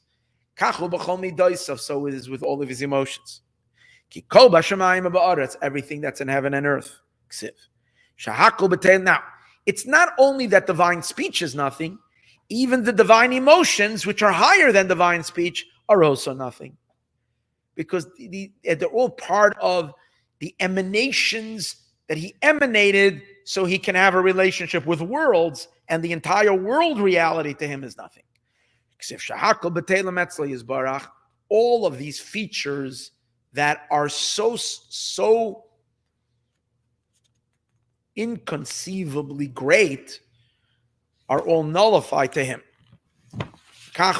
And you can even go deeper. Even the divine intelligence is considered nothing. Even the Chabad, even his intelligence, which is so much higher. Even the supernal attribute of wisdom is considered nothing to him. So if we look at it this way, the world of Atzilus, which is the world where God manifests his attributes, Chachma is the first, is considered infinite, and Malchus is considered a tiny little bucket. Chachma would be considered the Pacific Ocean, and Malchus would be water in a little pail. That's how much energy, the energy of Malchus is compared to Chachma. So earlier he said that the Malchut is considered nothing. Then he says the emotions are considered nothing. The emotions would be like rivers and big lakes. And now he says even the Chabad, which is the Chachma, which is called the Sea of Chachma, is vast. Divine intelligence, the super intelligence, is utterly nothing to the Ein Sof. Kalam Hamash Nechshav is considered nothing. Elo Shakach Ola B'Tzaynai. Yet, into this, God invested in the nothing by doing what? By distilling. How much did he distill? Infinite. An infinite distilling till he can minimize his energy. El Shakach Ola B'Tzaynai, so it arose in his desire. Lahamshech Oirein Sof Baruch Hu Be'eses Sfiros. To draw forth and to draw down the infinite power into the 10 attributes through a screen and filter. Many screens and filters. That the Chachma and the Bina should emerge. Now, where do we see that? That even the Chachma is considered part of the scheme of creation. Even his intelligence is not really of significance to him. And it's only towards the creations that it's like, wow. But to him, it's nothing. Sages says that in last week's chapter 5 of Ethics of the Fathers that we studied last Shabbos, we begin with 10 utterances God created the world. And if you look, just like everything in Torah is tricky. There's nothing in Torah that is stated that you can say it's just simple. There's always commentary. There's always, let's check it out. Oh, it's not this way. They meant like this. Every single thing. Nothing is like straightforward. Everything always has some kind of a drain. 10 utterances God created the world. So take a book of Genesis and read and look. You'll find only 9. So the sages say, there's only 9. When it says Bereshis in the beginning, that too is considered an utterance. Even though it doesn't say Vayedaber, it says Bereshis bar Elokim. But the word Bereshis is considered the first of the utterances. So if that's the case, why doesn't it say that he said? If it's really an utterance, so why does it say Bereshis? Why does it say Vayomer? Like all the other 9 times. The answer is the Bereshis is an utterance, but not the same kind of an utterance. An infinitely higher utterance, but it's also part of the utterance. It's the intelligence from where words begin. Any word that you're going to say, the 9 utterances were actual utterances from God's mouth, whatever that means. The first one is not an utterance. It's the idea, it's the wisdom, it's the intelligence of creation that eventually made its way down into divine words. But the entire realm of intelligence is considered also an utterance. It's also nothing. Mimer is al Bereshis. Now, mimer Bereshis is also a mimer. Shareshis agiloi, the beginning of the revelation in the world of Atzilus, which is ubchinas chachma, which is wisdom. Gam kemen el ubchinas mimer. It's also only an utterance. Va'asiya, it's considered an action by God. It's not even considered brilliant brainstorming. To God, his entire brilliance is like he did something. Like he I don't know. Have you said before, he doodled. He made a little mark. That's it.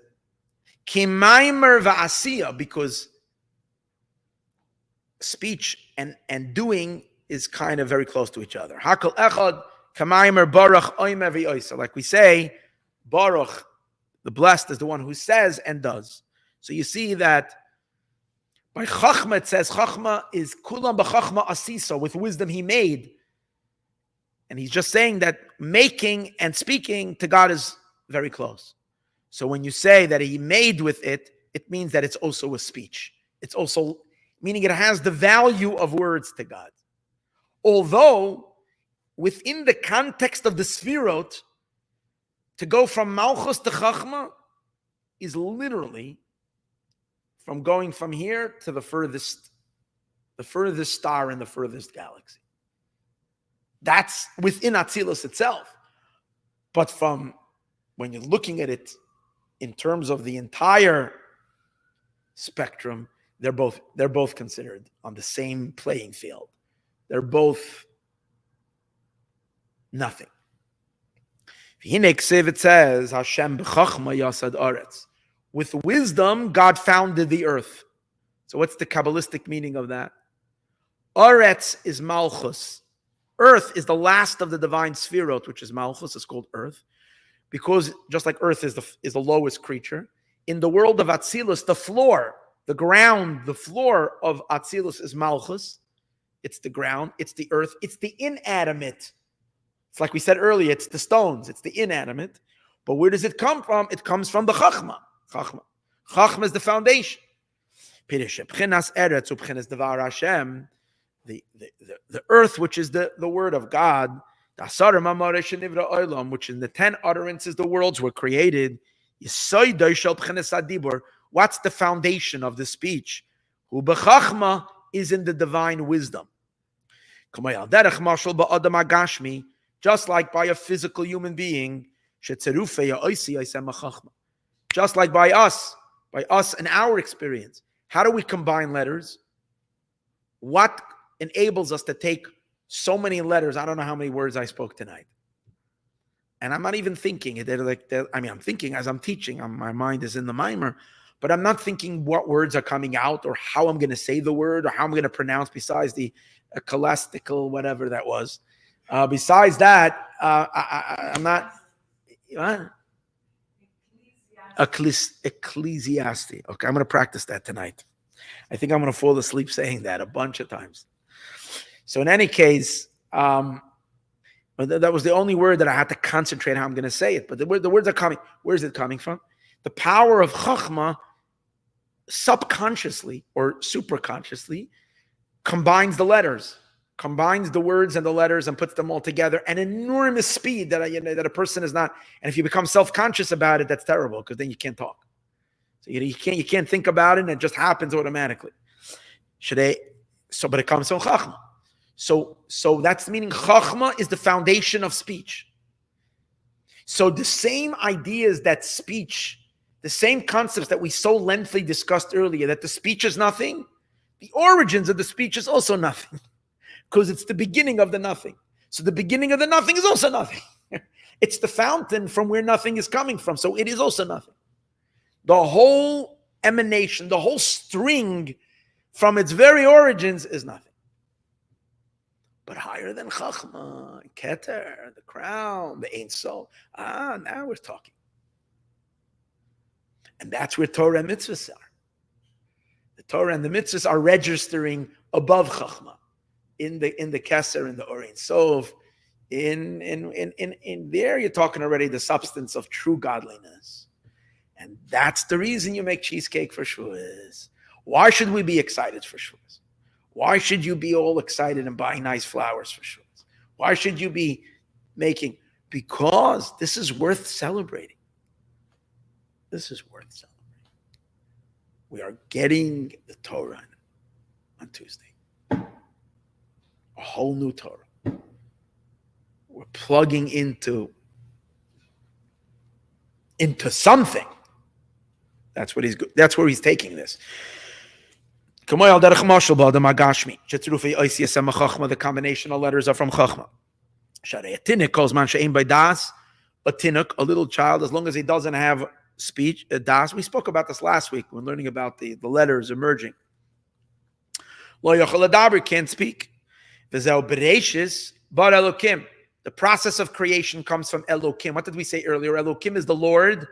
A level that's called the Lord. Elokim is what? God as being the master of the universe, the king of the universe. That's Malchut. But Bereshis, from Chachma, Bara Elokim, Malchus creates with the assistance of Chachma. Chachma is guiding the Malchus, is guiding the speech. The Targum Yonason, and the Targum says on the words Bereshis, which we said before is also a mimer, is also an utterance, but it's a much higher utterance. It's the words, but the words when they're still in the head, before they get to the mouth. The words when they're still in the early stages of Chachma, but they're the words. And the Targum says on the word Bereshis, the Targum of Yonatan. There's the various different types of translations, early translations of the Torah. One of them is from Yonatan ben Uziel, and he translates the word Bereshis, meaning B'chuchmasa, with wisdom. God created. Not Bereshis in the beginning, Bereshis, with Rashis. What's Rashis? How do we know wisdom is called Rashis? Because it says Rashis Chachma, Yiras Hashem. It says in Psalms. The beginning of wisdom is to fear God. So we see that the beginning relates to wisdom. The Amar Rizal and the sages say Bereshis Naima Maimer, but Bereshis is also considered an utterance. Pidish,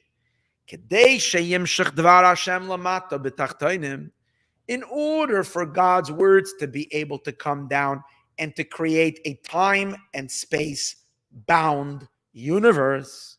For example, for God to say the specific words, let there be light, Yehi Rakia, which is the first utterance, and Yehi Rakia, and let there be a firmament, which is the second utterance. First, there needed to be the first revelation in wisdom, Beklalis, In other words, first there needed to be a very general energy in the realm of Chachma. It's not yet specified. And from the Chachma, specific phrases were created from the Chachma and produced in the mouth of God to say these particular utterances. So first, it's a general idea of all of creation. It's in Chachma. Chachma is still looking at all of creation. In Chachma, it's not like, let there be light, let there be a firmament. It's the entire snapshot of the whole picture of creation together as one idea, and then it gets specified and transmitted into individual sentences. Betishim Amaris Acheros, into the 9 latter utterances. Okay, that's the Targum Yonatan. The Targum Onkelos. Watch what the Alter Rebbe does now. The Targum Onkelos, but the translation of Onkelos. Onkelos was a convert, a Roman prince who converted, and he also wrote a translation. He translates the same word Bereshis, but he translates it with the word Bekadmin. Bekadmin means at the very beginning, or Bekadmin means before.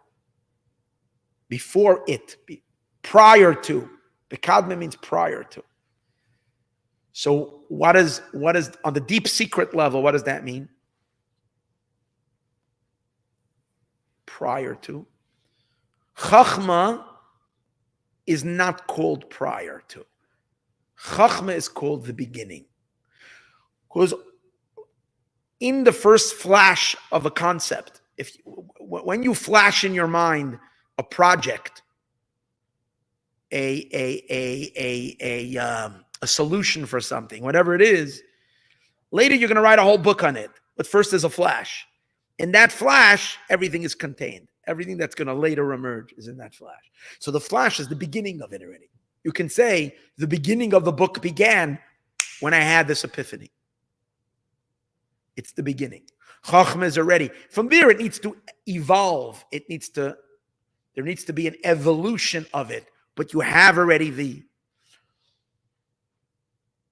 Bekadmin means prior to that epiphany. So that's already before and above. So Bekadmin is already Keter, the crown. The level of Kesser, the crown, that is Orein Sof. But the fact that it's called Kedem to the world, prior to, means that there is somewhat of a relationship, or else you wouldn't say prior. This is prior than that. The beginning, it's not, because it's still before the beginning. But it's the prior to, which means it's already a relationship. What does that mean?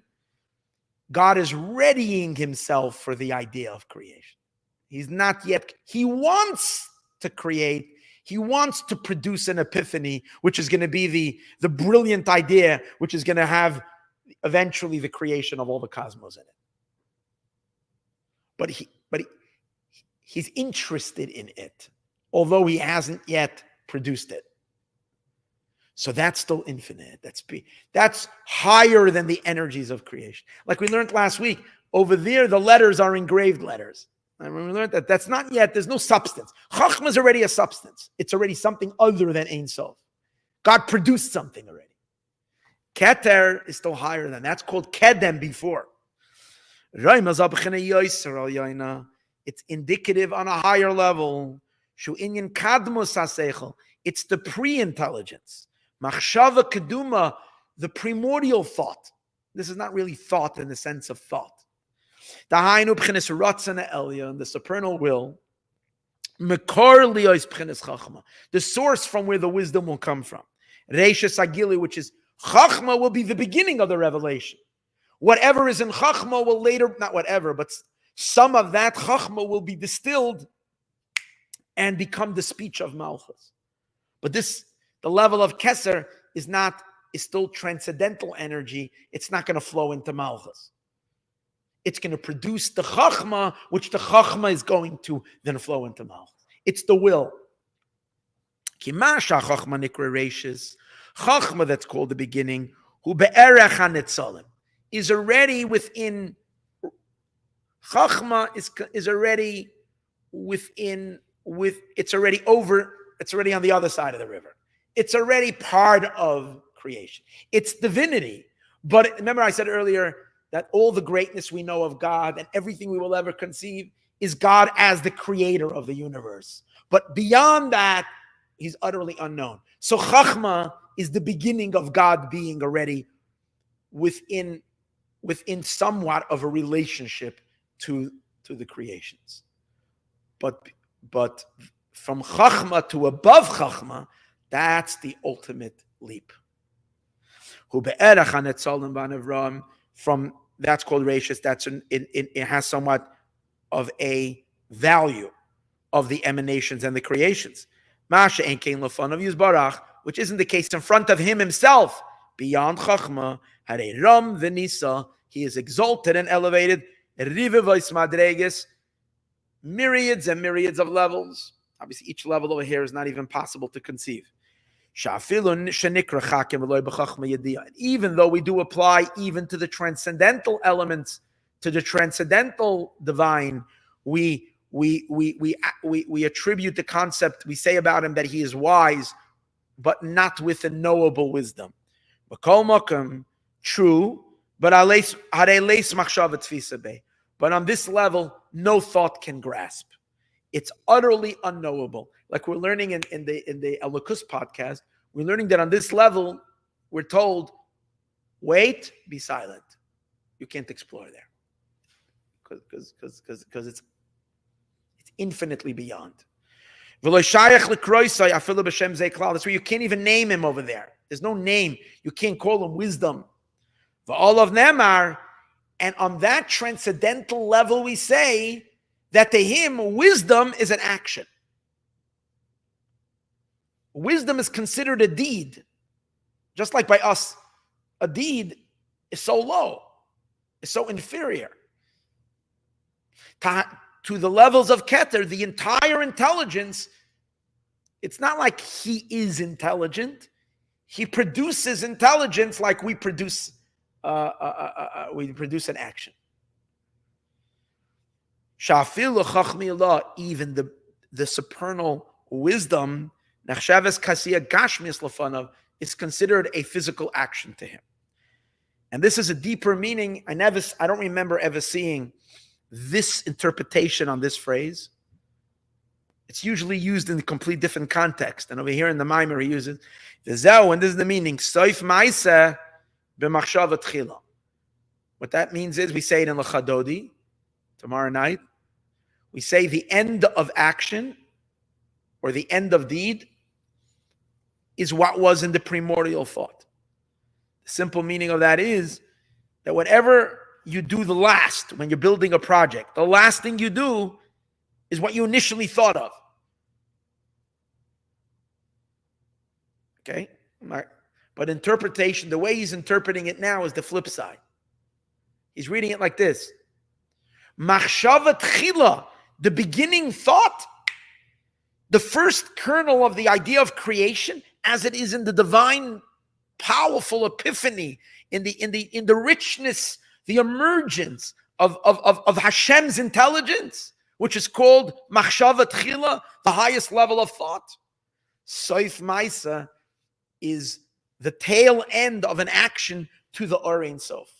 To Kesser, to the Or Ein Sof, it's considered like Hashem drops a little crumb, a little action. So the machshava tchila is the sof maisa from Kesser. Pirush Mashu Reishis Agili, which is the beginning of the revelation, Shu B'chinas Chachma, which is Chachma, who sof maisa shel HaKadosh Baruch Hu, is the end of deed. Al Kain Targum Unkelus. That's the reason why the Unkelus takes it higher than the Targum Yonatan. Targum Yonasan translates Bereshis B'chuchmasa, which that means is it's already part of the process of creation. Chachma is called Reshis. The Targum Unkelus translates Bekadmin, with Kesser Hashem is creating. What does that mean? But Kesser is beyond creation. That's why the sages say Bereshis means for the sake of the Torah he created. Creation really begins with Chachma, but the Torah is rooted in Kesser. Bir rachis, for the sake of rachis, which is Kesser, which is the will of God, which is embedded in the Torah, for that God created the world. That was the motive to create, not that goes into creation. That's above creation. We, the Jewish people, draw that down into creation through our observance of Torah and study of Torah and observance of mitzvahs. Which is the pre-thought. For that which becomes the source for Chachma. It's the desire that God wants to emanate a brilliance. And this is the supernal will. And this is the source of the Torah and the commandments. Kitzer, he does a little summary over here. We began with God getting very excited about the fact that it says the Jewish people said we will do before they will listen, and that's what the angels have. Inyan Matan Torah. Then he started questioning what's the whole idea of the giving of the Torah, and there was such a big deal that everybody had to die. He asked the question. Remember, isn't God saying such simple things? Why do we have to get so excited? Inyan v'yitzavenu liyiras Hashem, and then he explains that all the commandments have a purpose to bring us the fear of God. And he asked, Shadeu tachlis kol hamitzvos, which is the point of all the commandments. V'tachlis yeridas haneshama l'toich haguf, and it's the reason why our souls came down into our bodies. It can fulfill the mitzvahs, which he questioned, and he says, if it means just the fear, the souls had fear before they came into the body. And so then he started to explain, L'cha Hashem Magdula, to you God is greatness, that the entire greatness that we perceive of God is only an external, tiny little nothing of him. His greatness is only in manifest in the worlds. In the supernal speech. This greatness is considered nothing. The nikra ayin, it's considered not. Kikoil, because everything is cancelled to him. Bereshis chachmi ilah, and Bereshis, even chachma, is also part of this nothing. Nama mimer, who is also just considered an utterance. The Targum Unkel is bekadmin, but the Targum Unkel takes us above it all. P'chenes ratzon elyon, to the supernal will. Machshava keduma, the primordial thought. Chulu. And this is where we're going to leave off tonight. And Be'ezras Hashem, I really, really have a strong urge Sunday night to break every bit of my laziness and hopefully give a class to prepare to the giving of the Torah, so we can, but hold the thought here, because we don't want to have to read through all of this. We could take it right from here and dive in to the Torah and the mitzvahs, taking us into the true reality. And then we can truly celebrate Shavous with great joy and happiness and eat cheesecake without any guilt. That's what this is all the preparation for. Take care, everyone.